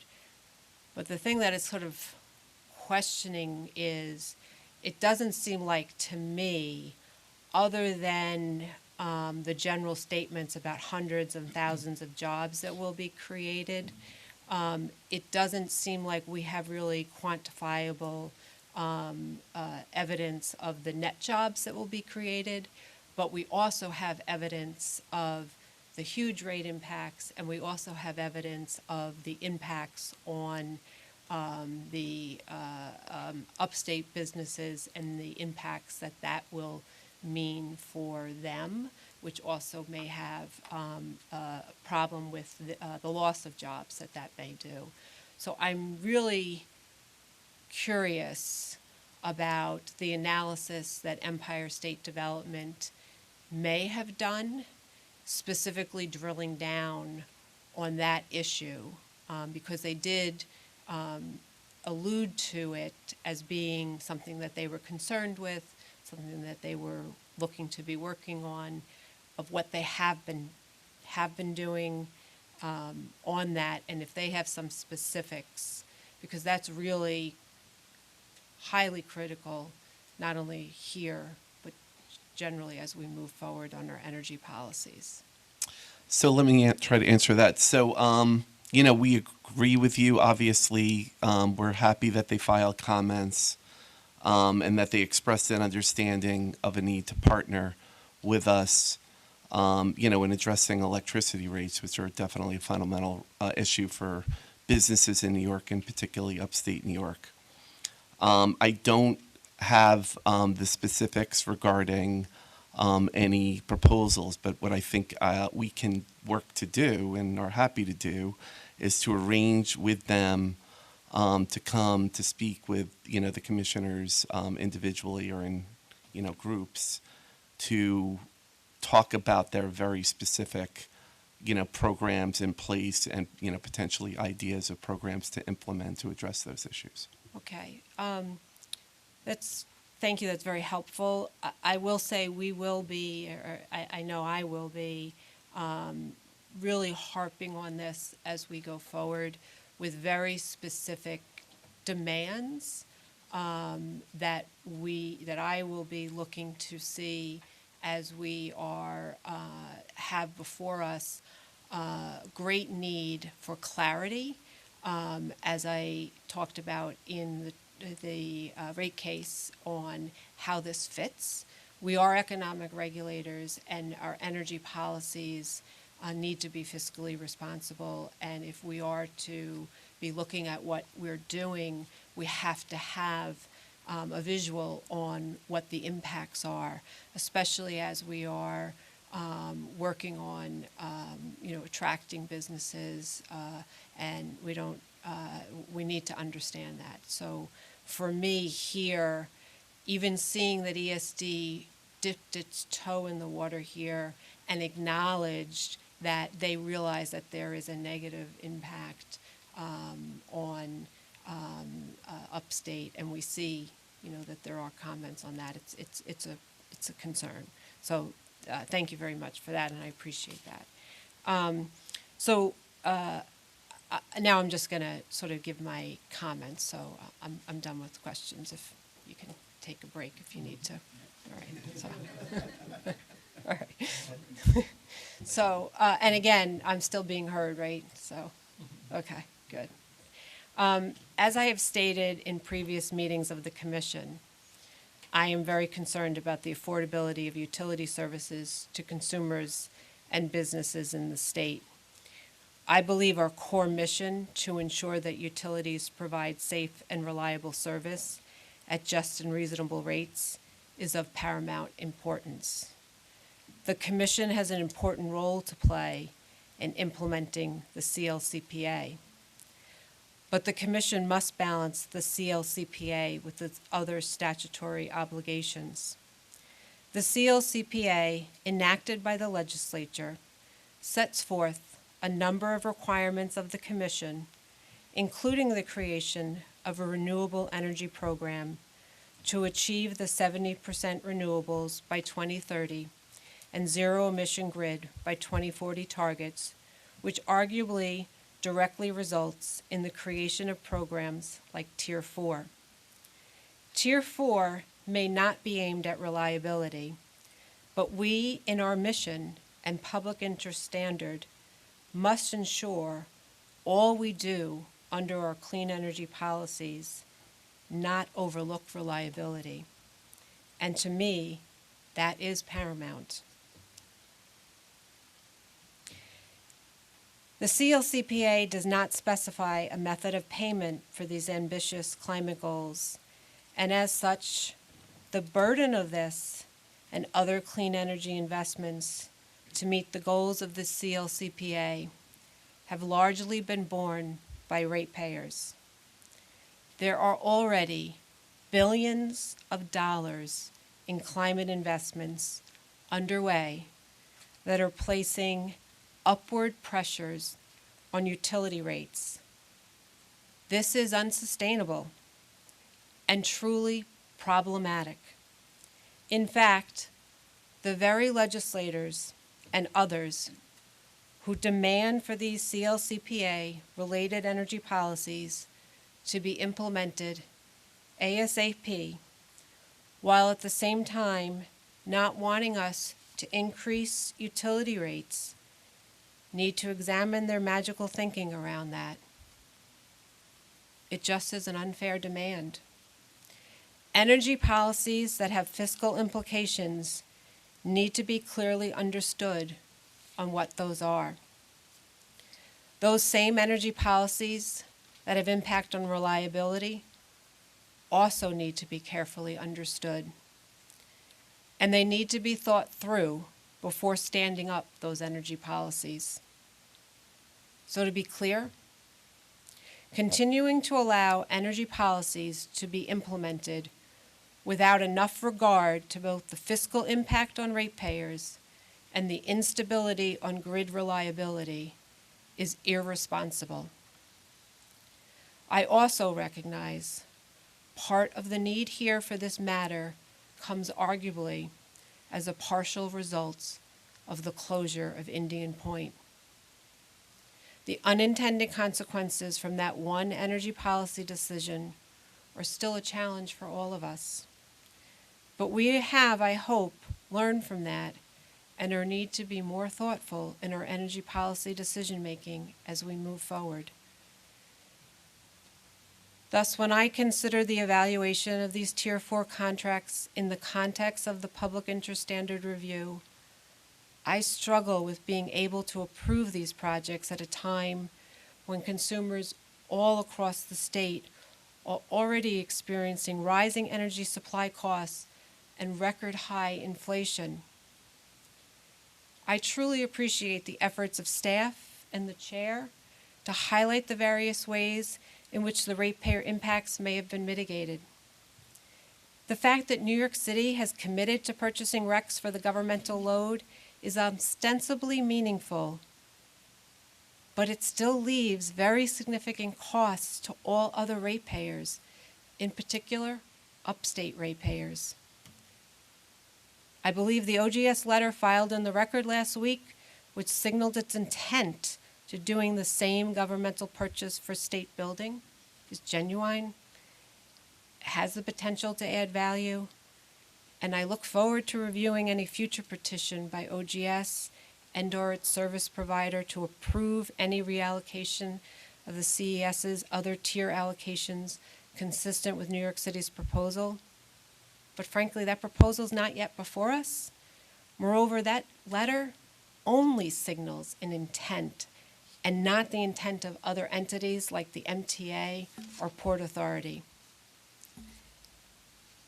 And I'm not so sure that the local law 97 requirements in New York City, especially as they're being mulled on amendments to be made, may result in additional voluntary purchases of RECs, although an argument can be made they may, but there are not solid commitments for such purchases in the record that completely resolve the cost impacts.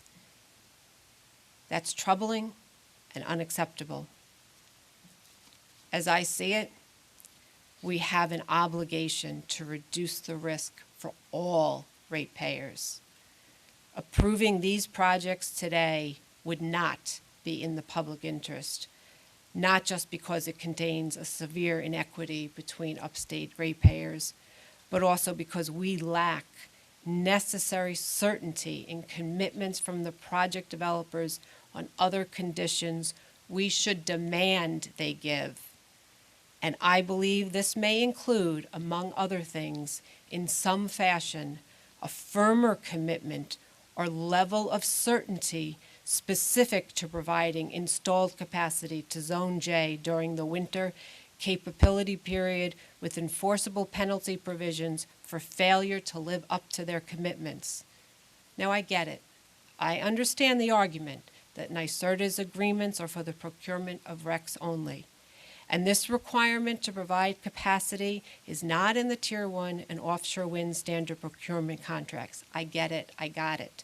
However, I would say, in light of the challenges we are now faced with, and in the information we have in the record from, among other things, New York ISO's forecasts, we have an obligation in determining if this meets the public interest standard to address this clear winter reliability risk more definitively. Our order is not just about approving contracts. Our order can and should set forth necessary conditions and terms that are applicable to our Tier 4 program that must be followed and enforced that will enable what is in the public interest. This reliability issue to me is enough of a concern that rises to that level that I want firm certainty now. We have to vote on these projects based on what is in the record as the known cost to ratepayers. And as of today, those costs are unacceptably high in my opinion. In fact, while folks may differ on the forecasted costs, there's no real disagreement that there will be costs that will have to be borne by ratepayers. I also don't see in the record that for every individual and entity that supports these projects going forward, I don't see that they fully understand A, it's not certain these projects will actually happen, B, that there will be high ratepayer impacts, and or C, not all the peaker plants will be shut down merely because of these projects. I believe part of our public interest review needs to be whether the outreach and education on the project impacts, positive and negative, have been fully explained and understood. I don't have a clear picture from those in support that this occurred. I am deeply concerned about the impact multi-billion-dollar investments like these will have on maintaining affordable utility rates and the corresponding effect that could have on economic development, not just on upstate, but also on our most vulnerable low-income customers. This, to me, is how I am balancing the various statutory obligations we have to meet as commissioners. With today's decision, if adopted, we would be inexplicably imposing rate increases on ratepayers while not actually solving the critical need to transition our electrical system to be more reliable, resilient, affordable, and sustainable for all New Yorkers.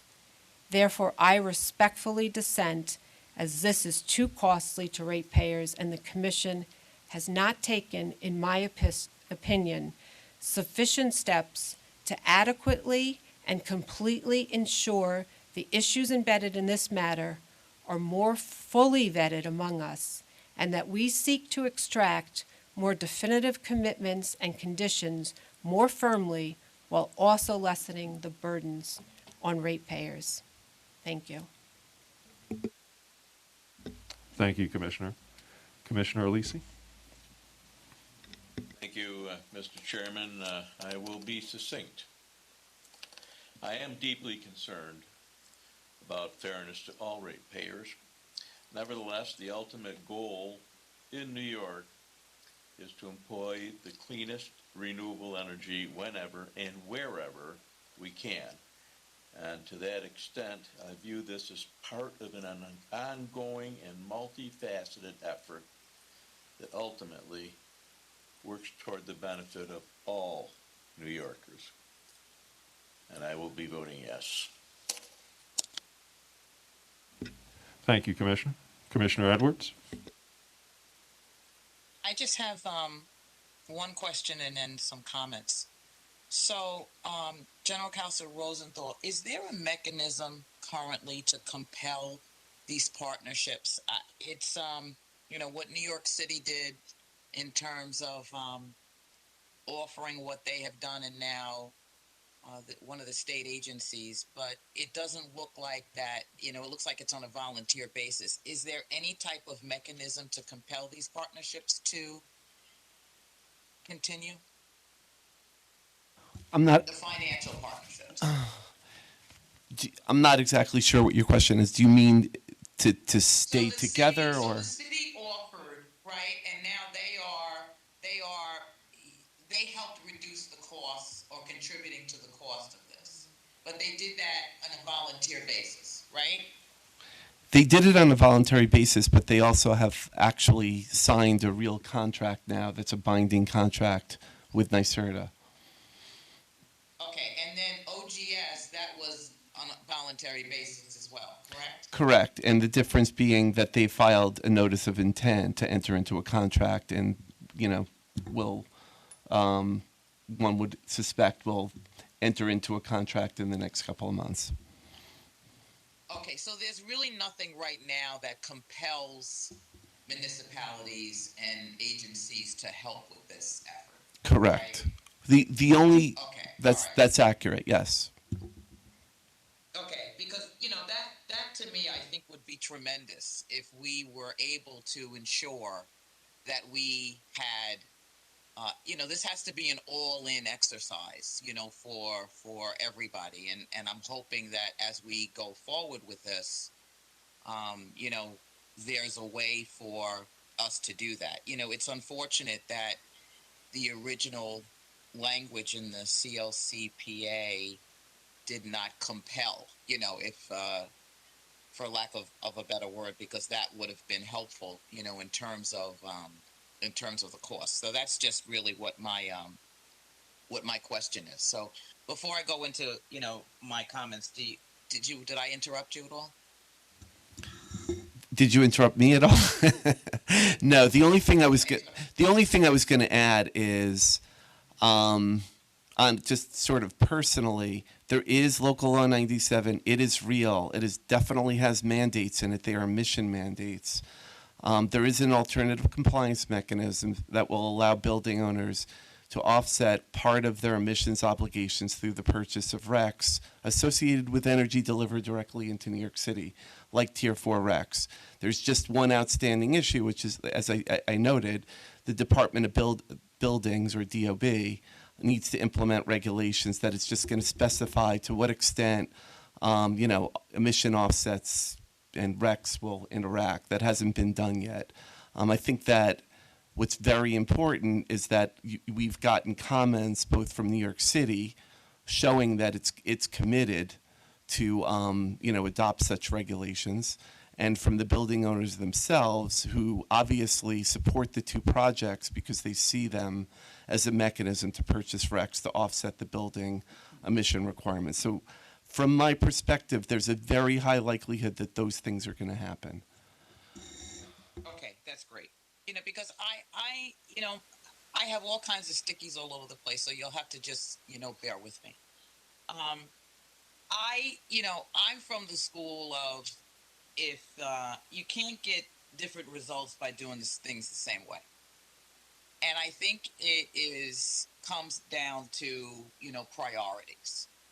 I'm concerned that, which is why I voted no on the previous rate case, because I think that we can find our way clear sometimes to vote for getting the same results. But we are rightfully concerned about the cost of doing things differently. And I believe that we do have an obligation and a moral and health responsibility to do things differently. I'm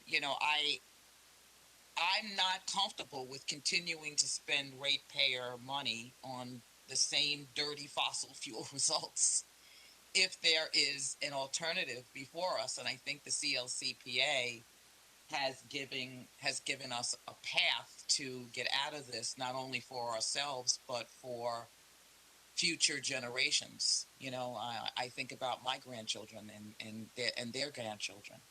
And while I understand the mission, of just and reasonable rates, and that was in 1907 when that first started. I mean, just think about what the air quality was and the emissions in 1907. So sometime, we have to move past that, just like how the Civil Rights Act evolved.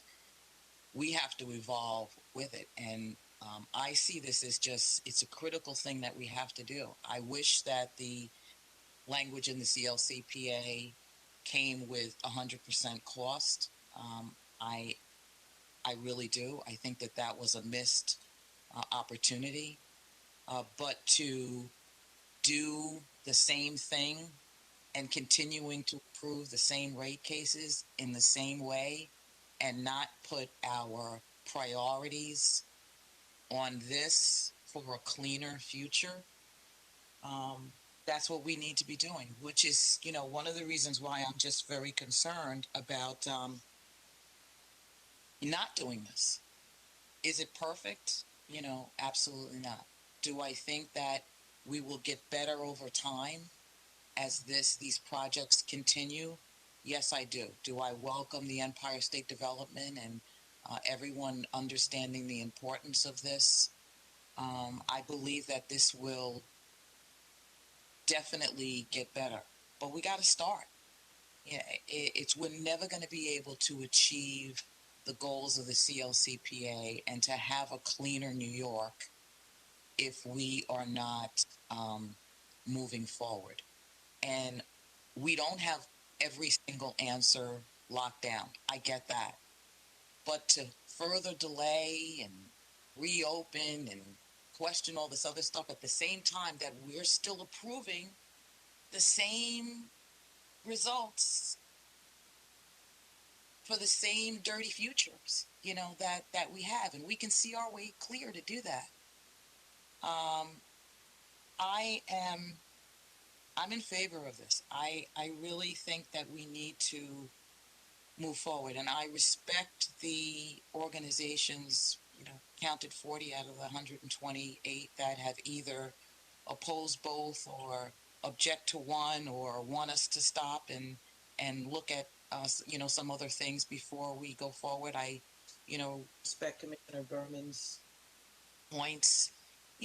We all have valid points, but you got to make a judgment call and you have to make a decision. And my decision is for moving forward. I am excited about the possibilities of starting this because we're running out of time. We're just so reliant on the same old that if we analyze everything until it gets 100% right, we're not going to be able to move forward. I see this as an obligation for us, and I'm not going to reach back into 1907 to say that this is, we need to just figure out and move forward on just in reasonable rates. And I get the fact of the cost. I want to make sure that the costs are lower as we move forward too. And one of the reasons why I want to look very critically on a going forward basis and on these business as usual rate cases and recovering costs of the rate cases, because we need to shift. We need to shift and spend the money that we're going to spend on a cleaner future for New York. So I will be voting in favor. Excuse me for all of my stickies, but I wanted to make sure that I got through all of the different points. Thank you. Thank you, Commissioner. Commissioner Howard. Thank you, Mr. Chairman. It is no understatement for me to say that this is the most difficult case that I've had to vote on since joining the commission. And I do truly want to thank staff for their patience to me personally, because Lord knows I've tortured them over this item over and over and over again. And I also want to extend my personal thanks to Chairman Christian for his efforts to making this proposal better. Having been privy to much of the process surrounding the development of these contracts, I believe I have a perspective that may be different from some of my fellow commissioners. I'm also increasingly concerned about the nature of the process in proving this and other zero-emission tiers.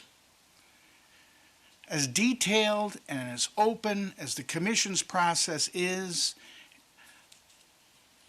particularly in regard to rate cases, I believe in many ways this case is the opposite. While every rate class and customer advocate participates at a very high level in rate cases, I don't believe that this process lends itself to the full involvement of New Yorkers statewide. Little, if any, public discussion occurred on this item west of the Hudson River. In fact, of those entities who commented from central and western New York, they were by and large opposed to this order.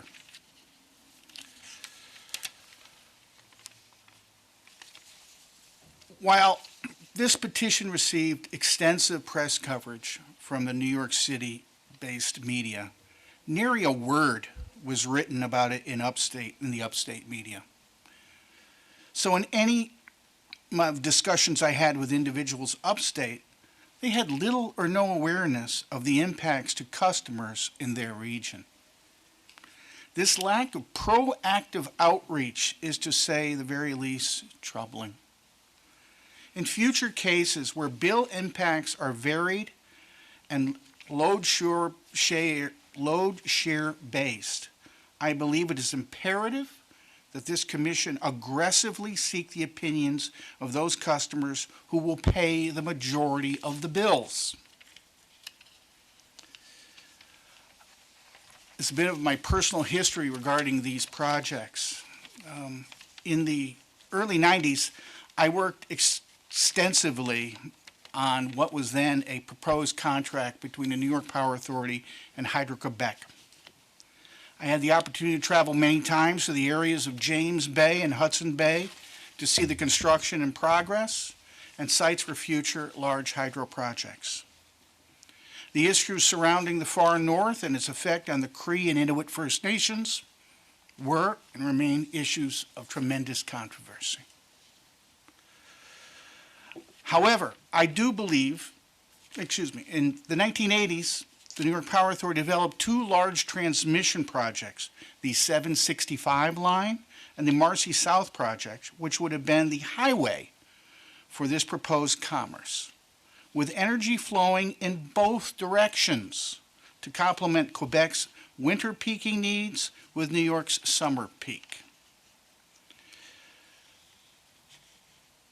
I believe now, and I believe then, continued belief that establishing a strategic relationship between New York State and Hydro-Quebec makes sense for a variety of reasons, particularly with the idea of resource diversity, with a partner which is probably the most zero-emission large energy system in the planet.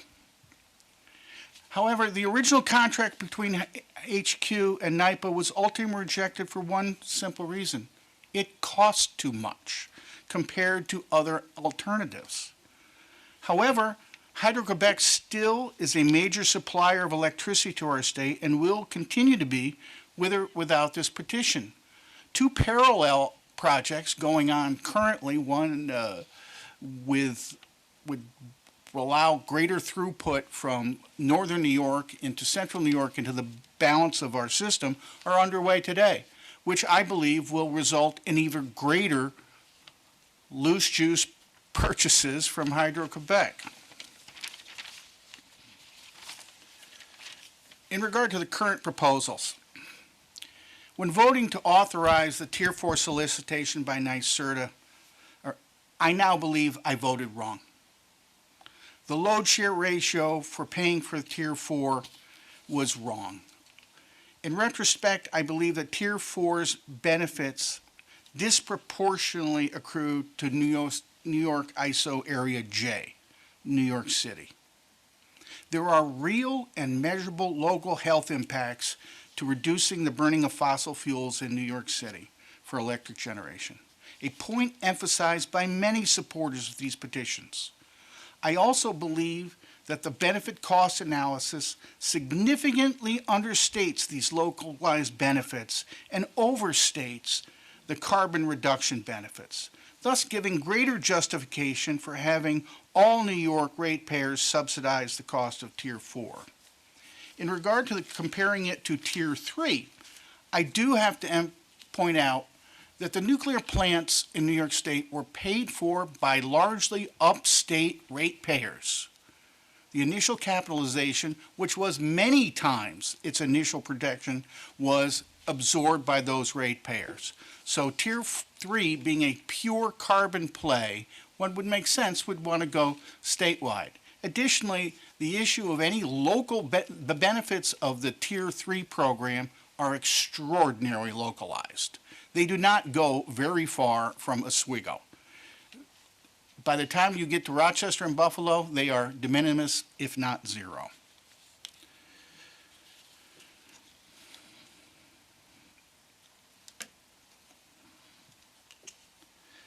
Because it was because if we were just dealing with carbon reduction for Tier 4, there are far less expensive ways to get carbon reduction that will benefit not only New York State, but the entire globe.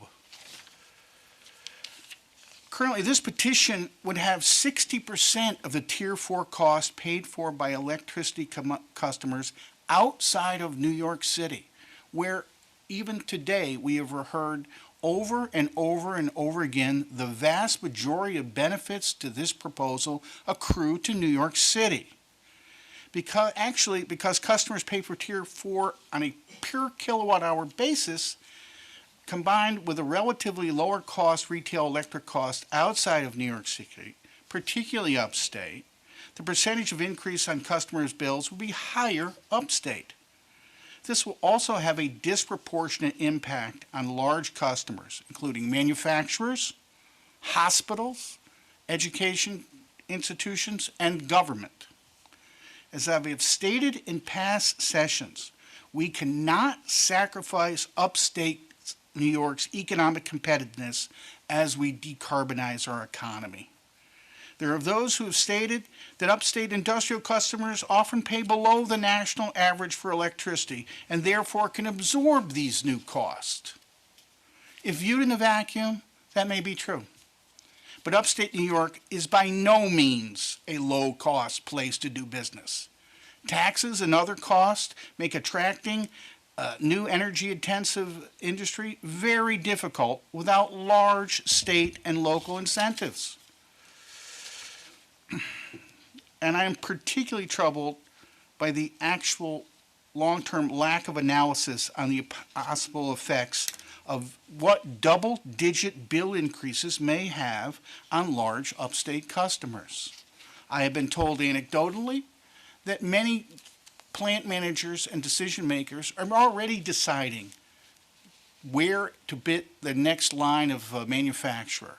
And we are in a global and regional competitive nature, and any inputs that put this out of that competition make it very, very, very, very difficult. I believe it's folly to believe that NYPA subsidies alone can make up for whatever costs are imposed on large customers. And in respect to the current state efforts to secure large new factories to manufacture microchips, expect that these facilities require substantial energy subsidies far below what the retail market can supply, and undoubtedly will exempt these new customers from paying their full Tier 4 obligations. There was a time when the needs and nurturing and the fostering of growth in upstate economy was priority one in New York State. I believe that we have lost our focus. In regard to the voluntary REC purchases, from the outset of the discussions and the financing mechanisms of Tier 4, the concepts of ameliorating the cost of Tier 4 through, quote, voluntary purchases of Tier 4 RECs by certain customers was an idea. Two distinct categories of customers were identified as Tier 4 volunteers: government customers and the private real estate companies who need to comply with aspects of New York City Local Law 97. In this regard, I truly appreciate New York City's efforts in this regard and applaud them for committing to go 100% fossil-free for its electric load, which ironically it largely was at one time when Indian Point was operating under the control of the New York Power Authority.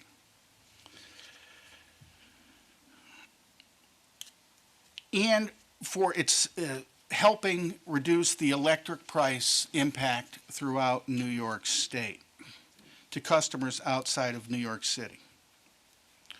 My one question would be, how can New York City afford this? Well, one answer I have is the 25% of every Con Ed ratepayer dollars they take in local taxes. The recent letter sent to the Commission by the Office of General Services to commit to having New York State purchase Tier 4 RECs is also praiseworthy. However, the rate impacts outside of New York City on this purchase will in fact be very small.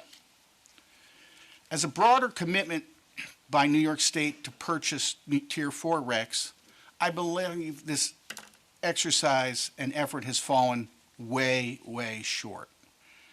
Given that there are other state entities that are far greater users of electricity than the New York State general government, the Metropolitan Transportation Authority, the Port Authority of New York and New Jersey, the New York City Housing Authority, all should step up and do the right thing and purchase RECs commensurate with their load if they are truly committed to a zero-emission future. In terms of Local Law 97 compliance, until final rules are established on how many RECs property owners will be allowed and or required to purchase is known, the impact of the, quote, voluntary REC purchases is largely unknown. I believe until Local Law 97 regulations are in place and the state authorities have commitments, it is premature to approve these petitions. Additionally, there was made reference of another possible way to ameliorate the cost of this project was federal government funding. I do believe, and if anybody has watched the actions from Washington, we're not going to get a nickel. And we are certainly not getting a nickel by this morning where I have to take this vote. The local impacts. While the Champaign-Hudson has garnered local support throughout eastern New York, I believe that support comes from two specific sources. Local governments who will realize increased property tax revenues through mostly IDA-sponsored payment in lieu of taxment agreements, and trade unions who will be employed to construct the infrastructure. Both are tangible, but if very localized benefits. It is far less clear to me what benefits will accrue to localities for the Clean Path project. If the majority of the west of the Hudson construction takes place on NYPA tax-exempt right-of-way, it is unclear if any local property taxes will be paid. And in terms of funds dedicated to local communities in grants by the two projects, I am troubled by the lack of specificity in how these funds will be dispersed. Using ratepayer dollars doled out by private companies gives me pause. Nearly $500 million will be distributed. And I note that many of the supporters of these projects have used these funds as a reason for their support. Since these projects are supported by ratepayers statewide, such funds need to mirror the same ratio as where the funds originated. However, I do appreciate the recent language in this order providing better oversight mechanisms of these funds, but I still remain uncomfortable with its entire scheme.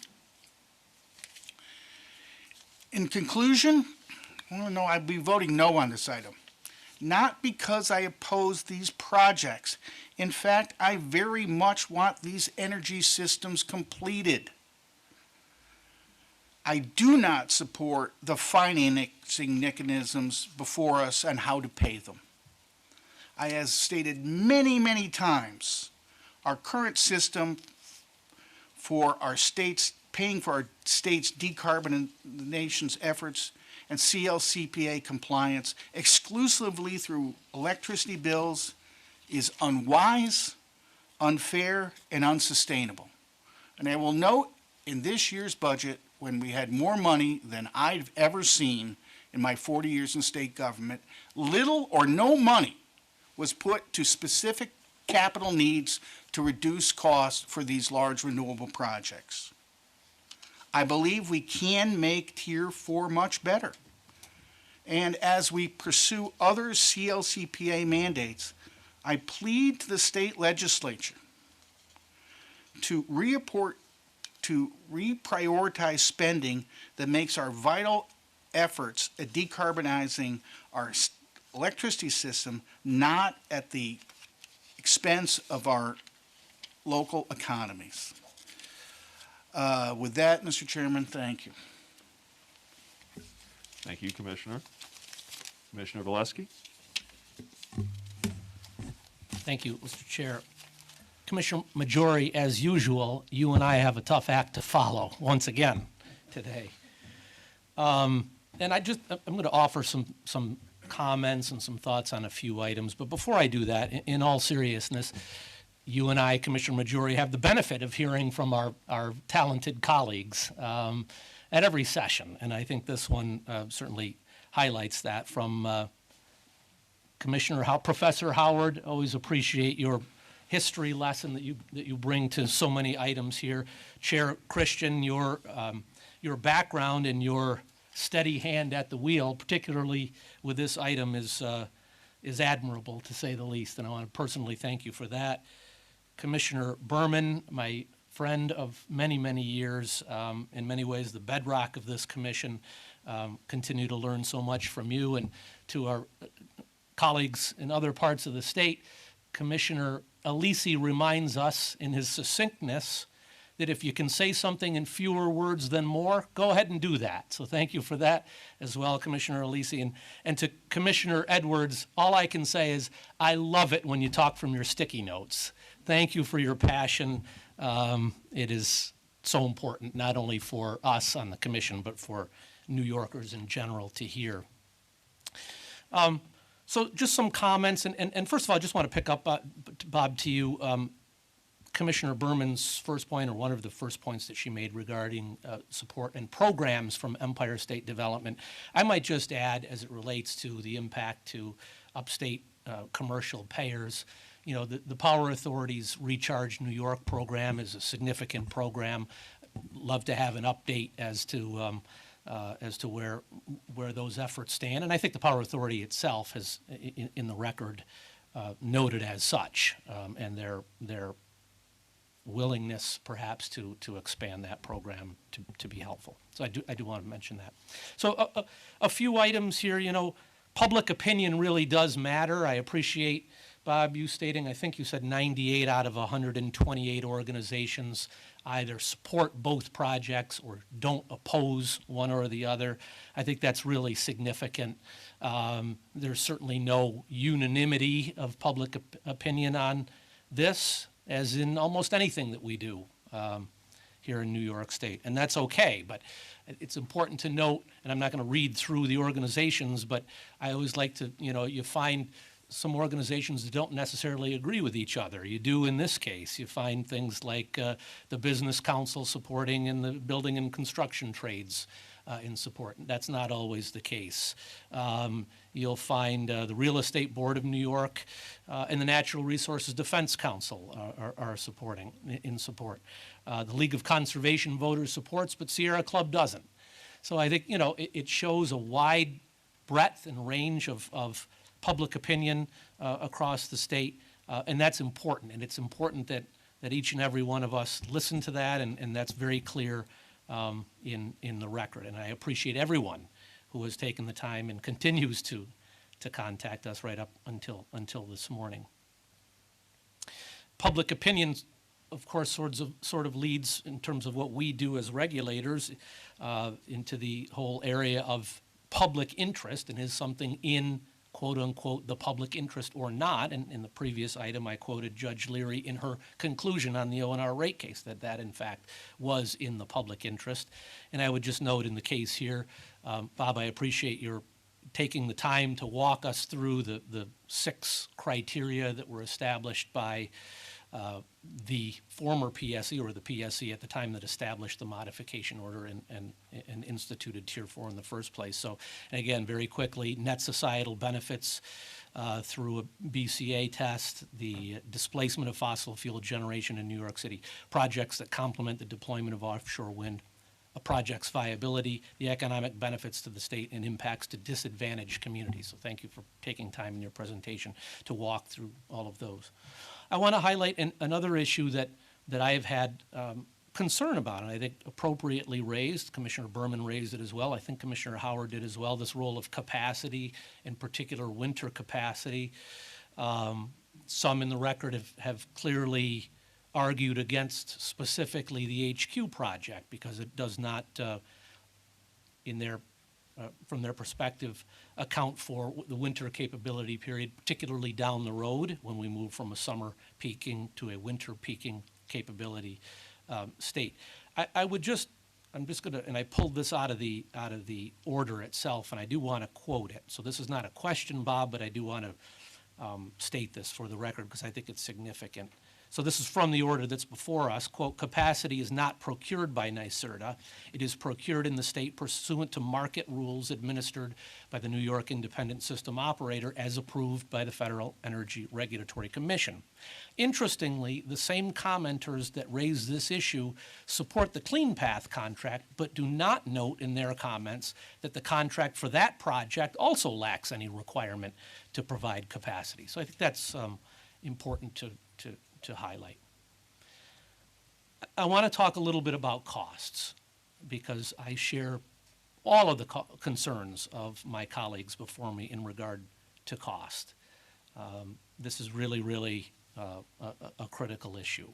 I want to start with the New York City contract. And if I can, Bob, I may have a question here for you on the voluntary contract to purchase Tier 4 RECs. And thank you, Commissioner Edwards, for your questions in regard to the voluntary nature versus some level of mandatory purchase. So as I understand the contract, Bob, and I don't think you highlighted these items in your presentation, but in the order itself, I'll just pull out 2 points. The purchase term of the New York City contract covers a 25-year period starting from the earlier COD of the Tier 4 projects. That means, what does that mean? That means very likely that once Chippy comes online, that's when the contract would be triggered. That's when the contract would start. Okay. And number 2, and I think this is really important, the contract is conditional upon the commission approving both of the recommended Tier 4 contracts. I guess that's not a question. That sort of is self-obvious. But I want to articulate that very clearly because there are many comments in the record that support one project and not the other. And many commenters have been suggesting to us that we approve one project, not the other project. I think it's important to make clear on that point for 2 reasons. One, the reason I just articulated, that were we to approve one contract and not the other, would definitely upset that apple cart of the New York City contract. That's accurate. To purchase, correct? Yes, it is.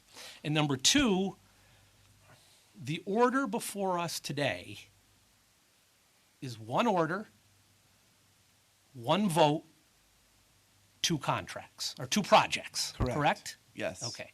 So there is not an opportunity for this commission today to say yes to one and no to the other. Is that correct? I would say that that's not actually correct. You could say one to one and no to the other. Even though only one order is before us. Correct. You could do that if you wanted to. Okay. I think it's important to note, though, that one order is before us. Correct. Right? Okay.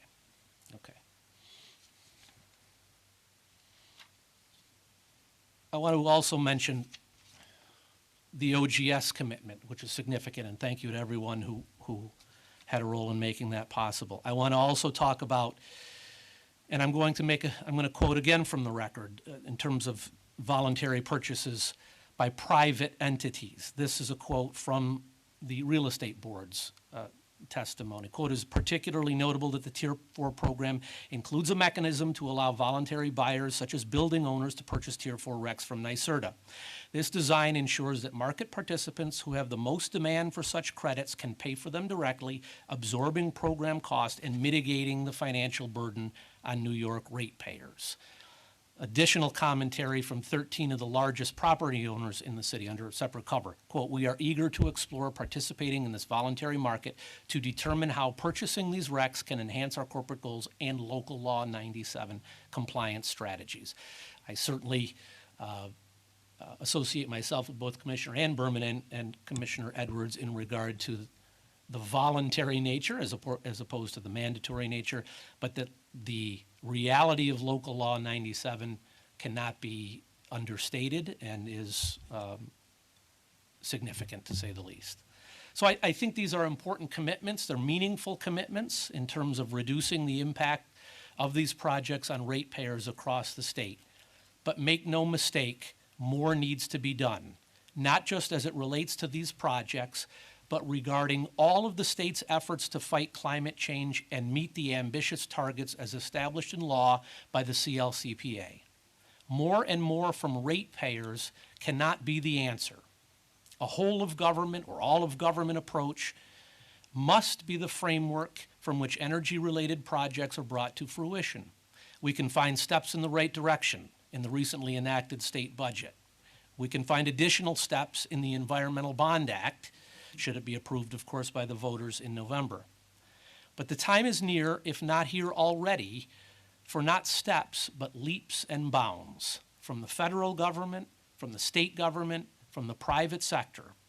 An over-reliance on utility bills cannot be how we get to 70% renewables by 2030 and 100% zero-emission electricity by the year 2040.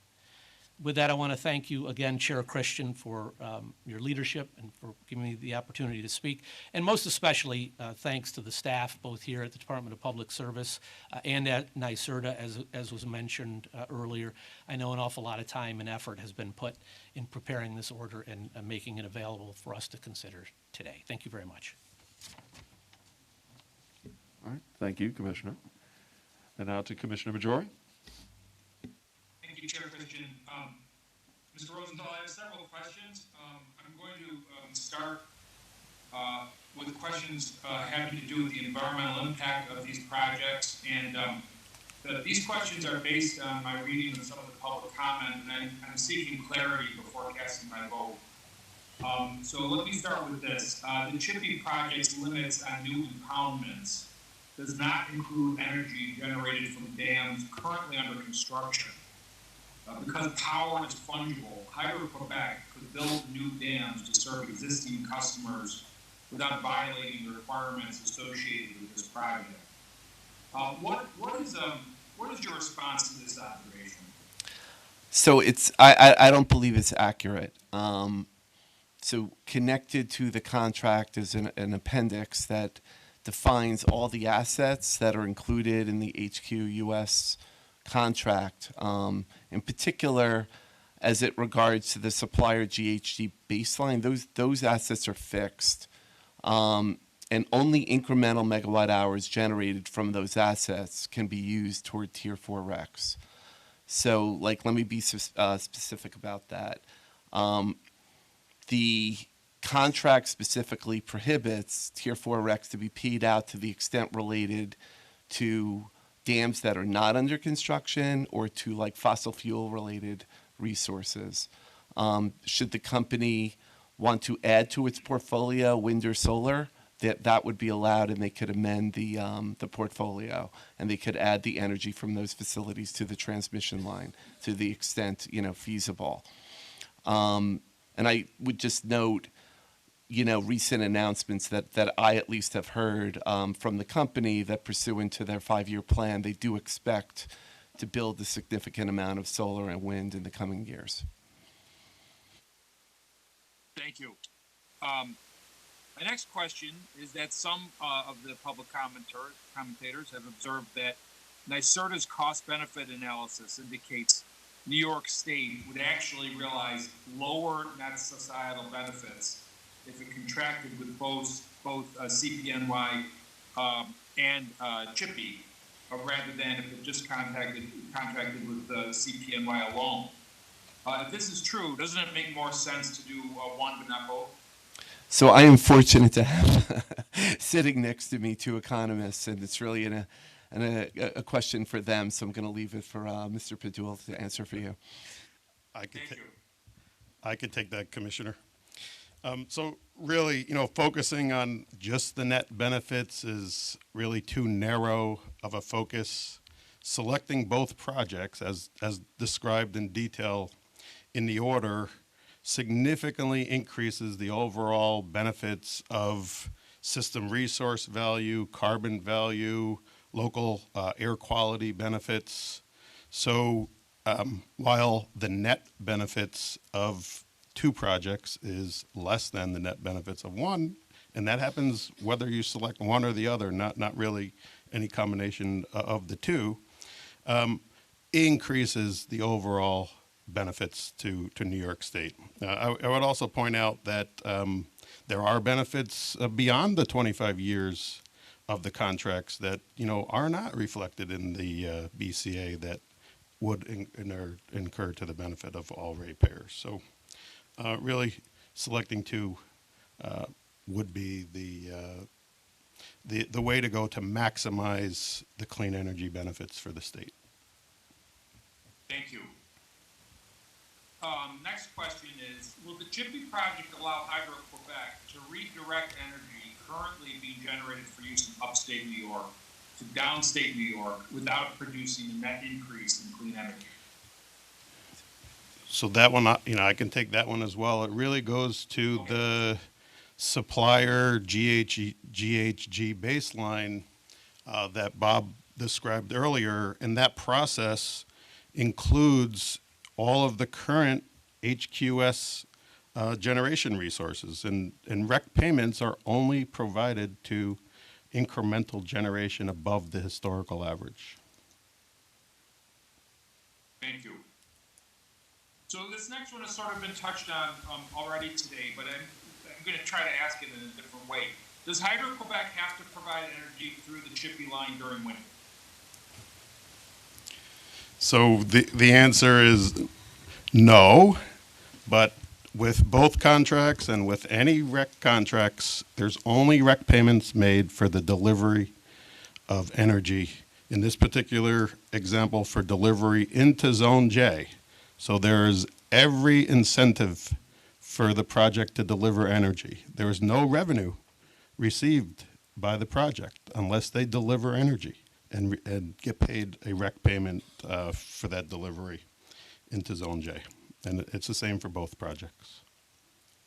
And if I could just, if you wouldn't mind me, because there, a couple of the commissioners raised this point. This agency is a reliability agency. Like, number 1 priority for this agency is reliability. We do believe that the capacity value of these 2 projects, separately, will vary. We have to see how the NYSO treats it, but will likely result in the actual retirement of New York City-based, fossil fuel capacity. We don't know what that number will be yet. My suspicion is that it will be over 1,500 megawatts, which is significant. But I also want to stress the other side of that, which is that we're projecting New York City needs 7,000 megawatts of dispatchable capacity by the year 2040. So this eats into that a little bit, maybe by 20 or 25 or 30%. But we don't have any other technology in existence right now to shut down any of the other power plants. We're looking for it. We're, hopefully scientists are out there, moving quickly on those issues. This is the best we can do right now in the existing state of technology with respect to these 2 transmission lines, that one of which is tied to a hydro resource. Hydro is dependent on the amount of rainfall, and hence the reason why, HQ was actually provided bids, one with which they would have guaranteed capacity and one without. The one where they guaranteed capacity was way in excess in cost with the one without. And the reason why NYSERDA ultimately went with the latter and instead of the former. But it ultimately is a hydro facility. But this is the best we can do with this existing technology right now to bring in a dispatchable resource into New York City. Thank you. I'm going to now ask a couple questions about the Environmental Trust Fund. As part of the Chippy project, TDI will establish a $117 million Environmental Trust Fund.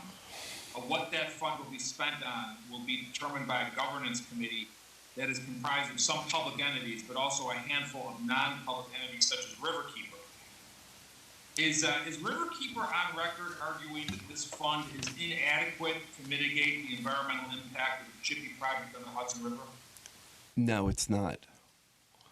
It's not. Okay. Yet Riverkeeper is on record objecting to the PSC approval of this project, which, if we went along with that recommendation, would necessarily prevent the $117 million fund from coming into existence. In fact, as part of Riverkeeper's February comments on this item before us today, they raised several issues that seem relevant to the purpose of the trust fund. One, the chippy cable will store up contaminants during construction that could cause ecological harm. Two, anchors deployed in an emergency could snag the cable. Three, many species of fish, including sturgeon, can detect magnetic fields caused by buried cables and change their behavior. So my question is, were these very issues raised several years ago in Chippy's Article 7 case? They were all raised in the Article 7 case. I would say a lot of them were raised by the environmental groups, including Hudson Riverkeeper, and the entire purpose of the trust fund was to address those exact issues that were raised by those groups. And it was a reason why, because I knew about what was going on contemporaneous when that case was happening. There's a reason why that they signed the joint proposal in the case. They signed the joint proposal. Okay, now this was before my time on the commission. You implicitly, I think, answered this question, but just to be very clear, did we explicitly respond to those issues? The order in the case explicitly responds to the, and obviously DPS staff was involved in those negotiations, and they signed the JP as well, so DPS staff obviously thought that it was addressing those issues, and the order did as well. Okay, is Riverkeeper on record disagreeing with those responses? It is not. It's not. Okay, let me be even more specific here. Is it part of the public record that Riverkeeper disagreed with this position of the PSC? Arguments made by those in opposition to the Chippy project ignored the beneficial effects of the $117.15 million trust fund for enhancement of water quality in the Hudson River and Lake Champlain. Implicit from its signature on the JP is it disagrees with those arguments being made by parties that now oppose the project. Okay, all right. All right. Now, as I mentioned before, several state entities, including the DEC, are part of the trust fund committee. Is that correct? That's correct. Okay. Is it also correct that these projects funded by the trust fund cannot replace projects that would otherwise be funded by state entities? In theory, you never know what the state would do, but arguably that's correct. Okay. So is it fair to say that the projects do not have standalone value unless the transmission line is built? Basically, that's correct. Okay. And would it also be fair to say that if the PSC rejects this petition, that the priority projects that would be funded by the trust fund would not then be picked up by the state because the state cannot substitute the use of this fund for projects that they would otherwise be funding? That's accurate. Okay. Last question on this topic. Can this fund be used to address environmental issues in every geographical part of the state that would be funding the Chippy project, or just to say the entire state? To the extent that it's related to the project, it has to have a nexus to the project. Okay. So that's actually no. Correct. Okay. So I'm going to shift my focus here. Thank you on those questions. Why did we get away from the beneficiaries pay principle? So again, I'm fortunate to have two economists next to me, two of whom really have been integrally involved in, addressing issues like cost allocation. I'm going to leave it to them. Okay. I can take that one.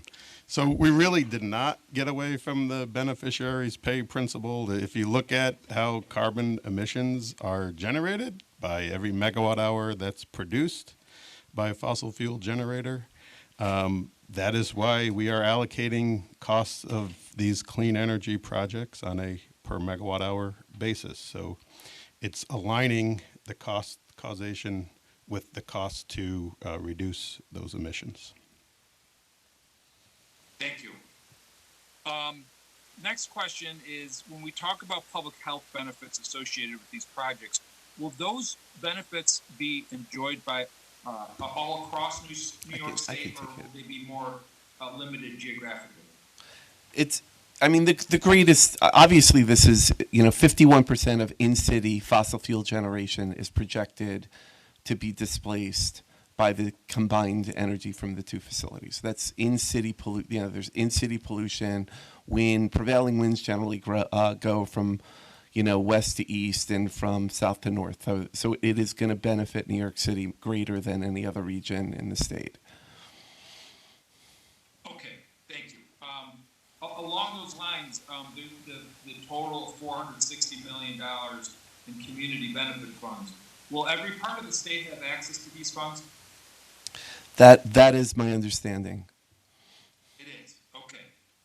All right, my last question before I'm going to offer some comments. The order includes an estimate of bill impact, the bill impacts as a percentage of the average bill per service territory. Is there any assessment of the value of the impact as a percentage of average household income per region? So there is not an assessment like that in the petition or the order, because we traditionally present bill impacts as a percentage of total utility bills. Now, thinking about your question, if you're asking as a percentage of total household income, those percentages would be lower than the percentage on a bill, but they would also, relatively speaking, the impacts would be higher for those regions with lower average household income than for those regions with a higher average household income. Okay, I get it. All right, thank you. Thank you very much for answering my questions. I'm now going to, Chair Christian, I'm now going to explain my vote. As Commissioner Howard had indicated, this is a challenging one for me as well. I am going to vote yes on this item. Throughout my review of the petition, I've been uneasy about this item, and I'd like to explain the evolution of how I got to yes, which, not to bury the lead, has a lot to do with the decisions of New York City and OGS to purchase RECs. Climate change is the most serious challenge facing humanity today. New York State must be a leader in addressing climate change. New York State is, in fact, officially committed to being a leader. This is expressed through several policies, notably the CLCPA. During my confirmation hearings less than a year ago, I reiterated my support for the CLCPA, and that support is sincere. Although New York State cannot solve the pressing challenge of climate change by itself, New York must be a leader. Compared to other countries, let alone states, New York's economy is one of the largest in the world. New York's history of innovation and bold policy promulgation has helped other states and indeed other countries to move along. And once again, we have the opportunity to demonstrate that quality of our forward-looking state. Nonetheless, while we have advanced the discussion of how to address climate change quite far, we have spent comparatively little time figuring out the most equitable way to pay for the transformation to green energy. These two transmission lines will help the state achieve its climate goals. However, since the CLCPA did not identify an explicit way to pay for the investments necessary to achieve the state's climate goals, a principal way of paying for them to date has been to tack the cost onto New Yorkers' electric bills. I do not believe that this is the most equitable way to pay for projects such as this, as it places additional pressure on energy affordability. I view this as something of significance concerning the Commission's mission, which is why we need partners in the federal, state, and local governments to also invest in the infrastructure necessary to comply with the CLCPA and achieve our shared climate objective. The whole of state government has an entire toolbox from which it can fashion methods of cost recovery that are more fair than what the Public Service Commission has the ability to do with a single tool. That said, I've gotten to yes, in part because of the two developments that bring other significant resources to bear that will reduce the ratepayer impacts associated with Tier 4. First and most significant of these two is the decision by New York City to purchase Tier 4 RECs. The second, which is the decision by New York State as expressed through OGS to also buy RECs to serve the state's facility load across the state. I'd like to explain why these two developments are significant to me. First, let me stress that the problem, as I see it, is that adding a charge to people's electric bills is further removed from New Yorkers' ability to pay than other methods of cost recovery. The state's toolbox includes an income tax, tax breaks for certain projects, the ability to issue debt, the ability to create a carbon tax, and other methods that are more connected to New Yorkers' ability to pay than what amounts to a surcharge on utility bills. New Yorkers' ability to pay, in part, is based on New Yorkers' income. So while my electric bill might be very similar to that of my next door neighbors, I know that our household incomes are different, so the bill impact for me will be of disproportionate significance than it is to them. The significance of $1 in my household is different than the significance of $1 in that of my neighbors. This differentiation is exacerbated by regional differences in the purchasing power of $1. We do acknowledge in this order that as a percentage of regional electric bills, the average household will be charged different percentages, as it was indicated by one of the answers to one of my questions. What we don't acknowledge is that regional differences in average household income make the purchasing power of that dollar different in different parts of the state. All sorts of policies acknowledge the differences between regions in the purchasing power of $1. The concept of location pay is not unusual in New York. Even the state's minimum wage policy is different in different parts of the state. A whole section in today's New York Sun order is titled Geographic Considerations, yet there is no equivalent in this order.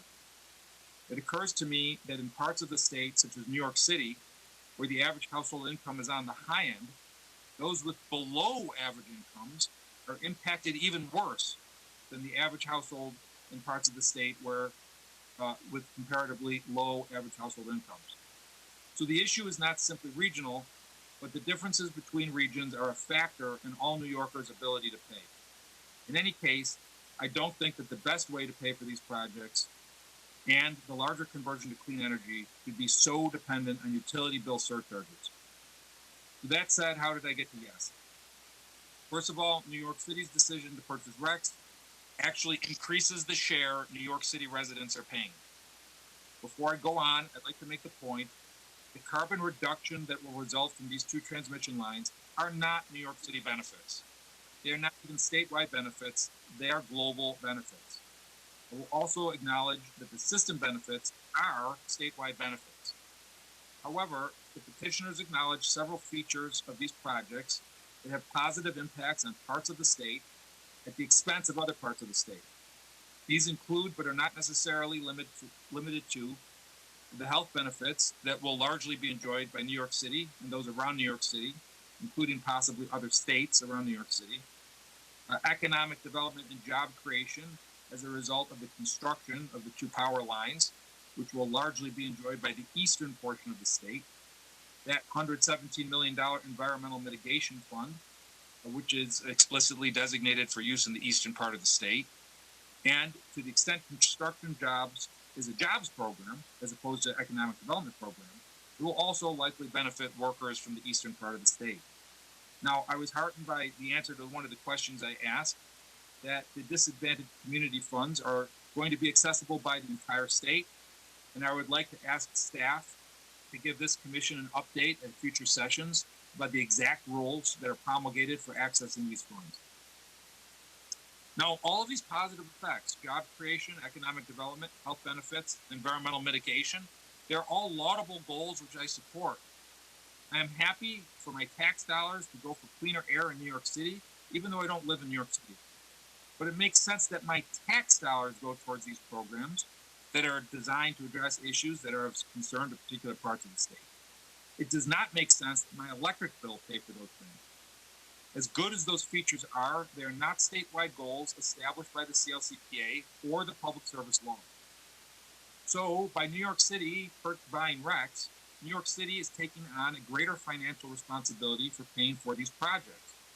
And since New York City will be buying RECs using general funds, which are in turn more linked to the ability of New York City residents to pay, this is a more equitable way to pay for these projects that end up lowering the impact on ratepayers' electric bills all over the state. So I laud New York City's decision. Furthermore, New York City has stated that they are continuing to advocate for other entities to buy RECs. I believe New York City, and I encourage them to keep up the good work in this respect. The decision by OGS to also buy RECs both has a real impact on New Yorkers' electric bills, but also, as importantly, it is a good faith signal from the state. I will tell you that this is what pushed me over the top as a yes vote. I would like to see other governmental entities purchase RECs. The MTA, the Port Authority, NYCHA, the federal government can and should purchase RECs to advance their own clean energy obligations. What we have seen thus far, to me, suggests that whether or not this happens is an open question. I am satisfied that the administrations of the state and city of New York are favorable to what I'm talking about here, and so I think it would not help to advance the state's larger laudable goals for me to vote no. Whether doing so would ignore the significant, whereas doing so would ignore the significance of these two achievements. I'd like to thank Chair Christian for hearing my concerns throughout this process and taking them into consideration during the development of this order. That is how this commission should work. I believe the chair has listened to the concerns of all the commissioners. However, I will only speak for myself. And although the result is not the same as if I was in charge of everything, I believe that this commission has made a difference in crafting a better policy than would have existed under a different type of system. And I'd like to be very, very clear that to the extent that the state and city of New York responded to concerns that they sense were living in this commission, I applaud their actions. I would say in a way it would be even better if they didn't respond to us, because that's a sign that all boats are moving in the same direction naturally. And if that's the case, we have every reason to believe that more governmental entities will purchase additional RECs and thus lower the bill impact for all New Yorkers. I'd also like to at least acknowledge that REBNY has expressed the likelihood that their members will also be purchasing RECs, which would further lower the electric bill for all New Yorkers. I believe this is a sincerely expressed sentiment, but it does not factor into my decision-making today because it is not a commitment. I do acknowledge that New York City is clearly committed to implementing Local Law 97, and that REBNY members will likely procure Tier 4 RECs to comply with the local law, as they suggested in their comments. There's the potential for future ratepayer benefits from these future voluntary REC purchases. We just can't count on that for today's decision. In addition to Chair Christian, I'd like to thank my old friend, Commissioner John Howard, for raising several issues that probably would not have occurred to me without his leadership and guidance. I believe that Commissioner Howard raising these different issues, because he has raised these different issues, we have come up with a better policy, and it's one that I feel comfortable voting for. So thank you very much. I'm prepared to vote yes. Okay, thank you, everyone. Thank you, Commissioner. Okay, we're going to do a call for vote, and then we'll take a short recess. My vote is in favor of the recommendation to grant the petitions and approve the contracts for the purchase of Tier 4 RECs. Commissioner Berman, how do you vote? No. Commissioner Alessi, how do you vote? I vote yes, but I'm still in my 70s. Thank you, Commissioner. Commissioner Edwards? I vote yes. Commissioner Howard? No. Commissioner Valeski? Yes. Commissioner Majori? Would you mind saying that again, please? Yes, I vote yes. Thank you. And with that, this item is approved and the recommendations are adopted. Now, we've all been sitting here for quite some time. It is 1:28 by my watch. Why don't we take 15 minutes and return at that time? I call a recess.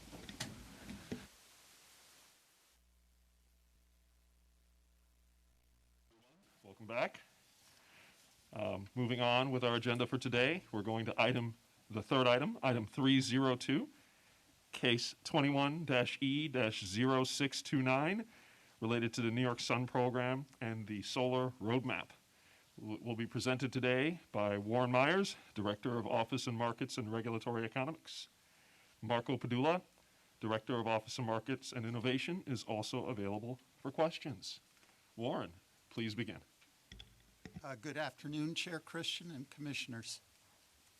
I will summarize the draft order before you for item 302, New York Sun Solar Roadmap. And as you said, after I'm done, Bob Rosenthal, Marco Padula, and I will be available for any questions you may have. Hopefully I have the Goldilocks distance for microphone from my face, but let me know if I need to change it. The draft order starts by recognizing the progress that we have made in the state in developing distributed solar generation. In a 2014 order, this commission set a goal of 3 gigawatts of distributed solar by the year 2023, and in that order established the New York Sun Megawatt Block Program. In May of 2020, the commission recognized the Climate Leadership and Community Protection Act and extended that goal to 6 gigawatts of distributed solar by 2025. And in that, it established the Solar Energy Equity Framework, or SEEF, to add to base incentives to develop projects that provide benefits to low-income customers and disadvantaged communities. In December of last year, staff from DPS and NYSERDA submitted a petition, which we called the Solar Roadmap, recommending that the 6 gigawatt goal be further expanded to a goal of 10 gigawatts by the year 2030. The petition noted that 94% of the 6 gigawatt target is either represented by completed projects currently generating electricity or projects that are in advanced development. Further, there are another 4 gigawatts of projects in utility interconnection queues in earlier stages of development. All community solar incentive credits of the 6 gigawatt program are committed at this time. The draft order adopts the 10 gigawatt by 23 goal that was recommended in the petition. It accepts the conclusion in that petition that we can achieve the 4 gigawatt goal by incentivizing 3.4 gigawatts through the New York Sun Megawatt Block Program. The remaining 600 megawatts are expected to be developed on Long Island through LIPA's separate programs and a smaller amount of megawatts upstate.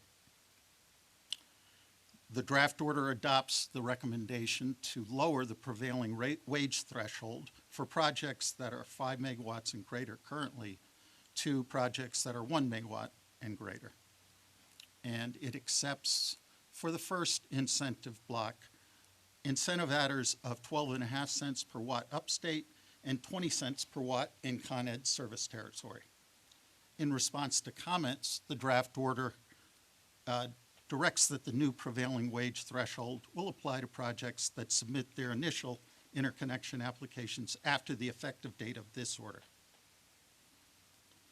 The draft order approves setting aside a fixed budget amount for projects that are specifically developed in the Con Ed service territory. However, in response to comments, the draft order modifies the incentive structure that was proposed in the petition. Specifically, it decreases base incentives. It adds a third category for smaller, that is less than 200 kilowatt projects. It increases incentives to community solar and to low-income and environmental justice adders. And this is all done to shift development toward community solar and low-income and disadvantaged community projects. The draft order in tables 5 and 6 on pages 52 and 53 lay out, accept the proposed budget of $1,474 million and breaks it out into approximately the following categories.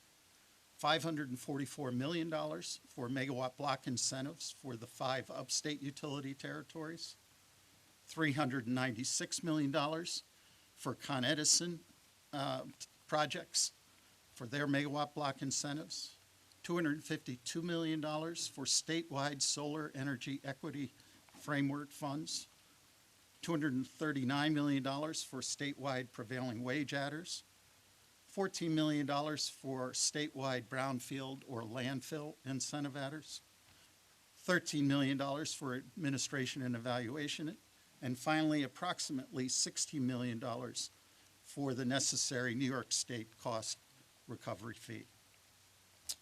The draft order modifies the collection schedule from the one that was in the petition to better align the collections with the expected annual expenditures. This budget, it's calculated, will lead to average and rate and bill impacts of approximately, on average over the 10 years of collections, 1.25 tenths of a cent per kilowatt hour, which equates to about 75 cents per month for the average 600 kilowatt hour residential customer. Of course, the expenses will vary from year to year depending on the pace of development. And we anticipate the year 2024 will be the most expensive year. And in that year, we estimate that the bill impact will be approximately 2.07 tenths of a cent per kilowatt hour. And this will equal about $1.24 per month for the average residential customer. And here again, it's important to note that all customers throughout the state will pay this same per kilowatt hour charge. Finally, the draft order directs NYSERDA to file a midpoint review, analyzing a number of factors that are discussed in the order at pages 55 and 56. And this review will be due to be filed 60 days after either 50% of either the upstate or Con Edison capacity allocations have been committed, or December 31st, 2025. And with that, I'm done summarizing the order, and we're available to answer any of your questions. Thank you, Warren. Appreciate your time with us today. You've outlined a fairly comprehensive roadmap, which is going to expand the New York Sun initiative with a $1.5 billion budget to achieve an incremental 4 gigawatts of solar in New York State. Through this action, we're going to get an additional $4 billion or so in private investment, leveraged through the funds put forward, thousands of new jobs, and we're poised to make New York Sun an initiative that's one of the most inclusive solar programs of its kind in the nation. We'll be increasing access to solar for all New Yorkers and produce enough power to provide electricity to over 700,000 homes. The various strategies for deploying solar are examined, and the incentives are aligned to maximize the benefits across a wide array of project profiles, including rooftop solar, community solar projects, and projects under 5 megawatts in size. The program also includes requirements that reinforce the state's commitment to creating quality jobs for all as part of the clean energy transition and establishes prevailing wage requirements for future projects. So I want to thank you for putting this together and appreciate all effort that went into developing this. Commissioner Berman? Thank you. I'll be voting no on this item. While I think this has some laudable goals in here, I am very concerned about the fiscal implications, especially at this time, and especially coming right after the budget where many of these things could have been addressed in the budget by the legislature and the executive and were not. I don't think it's for us to be taking up these with a lot of the fiscal implications. It does concern me, and it's really in line with a lot of what I've been saying about the CSEA and our energy policies and needing to be fiscally responsible as it impacts ratepayers.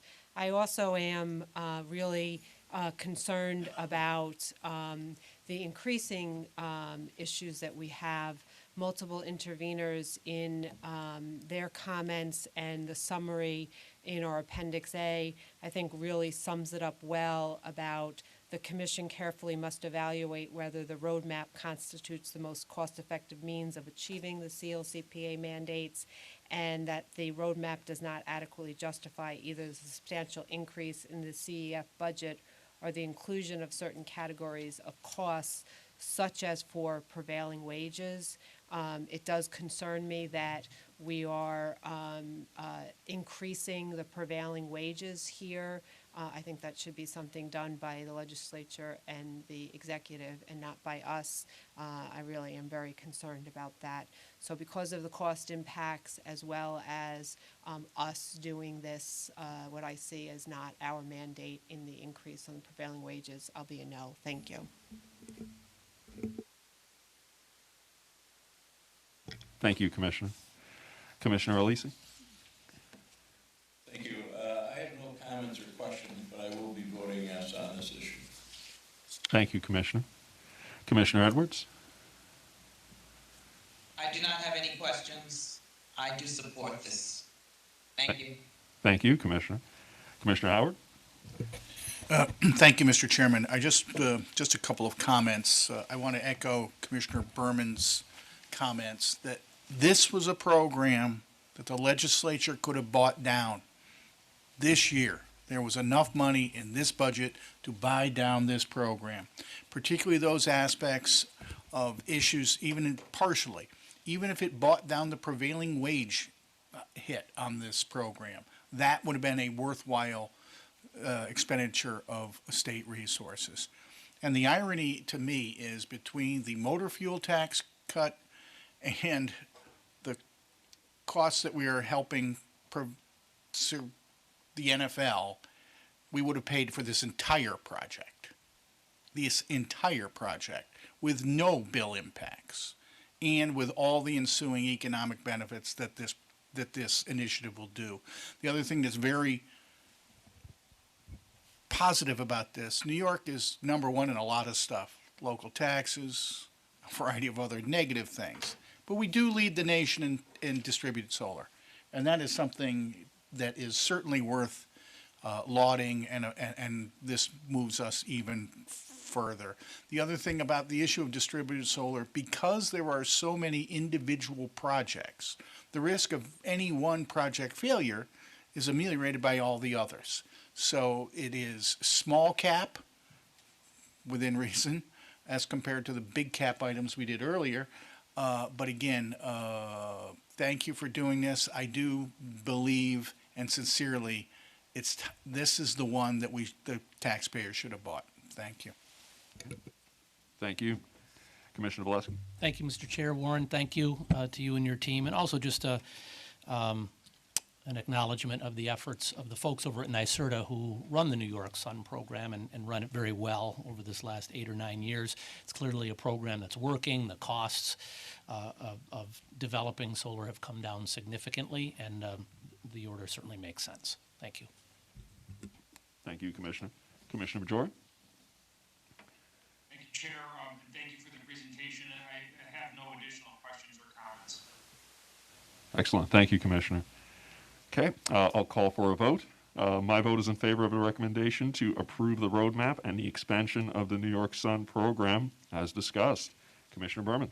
No. Commissioner Alisi? Yes. Commissioner Edwards?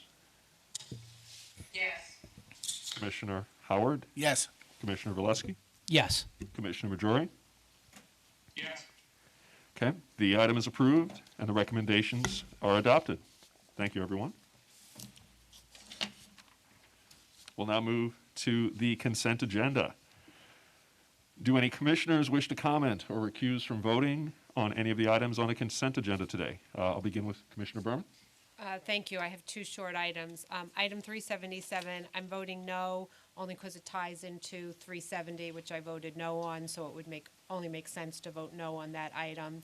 And then item 562, this is a request for interlocutory review of a January 18th, 2022 ruling establishing a procedural schedule and resolving other procedural issues dated February 2nd, 2022. Here, the movement also requested expedited relief. Now, previously, we also dealt with another matter that came up before us after an ALJ ruling. It also was from the same movement, and it was from emergency motion. And we dealt with that also. We also dismissed that, and there was no further review or appeal of that order that was requested. And like before, The commission was not legally required to act here on this request for interlocutory review in any specific time frame. However, I think the rationale behind doing this order today is similar to last time, which was we wanted to make sure that we're addressing the requests. We didn't want to leave any uncertainty in the case schedule, and so we were, if this goes forward, the commission majority would be feeling that they were, being clear and giving the petitioner the request sought. I feel strongly last time I voted no. And as I stated before, I voted no because I believe that the order itself is completely unnecessary. And I didn't want any misinterpretation about what we were doing and the fact that it was unnecessary. And I didn't want any misinterpretation that we were picking a specific ALJ. It was done, it was decided, and we did it.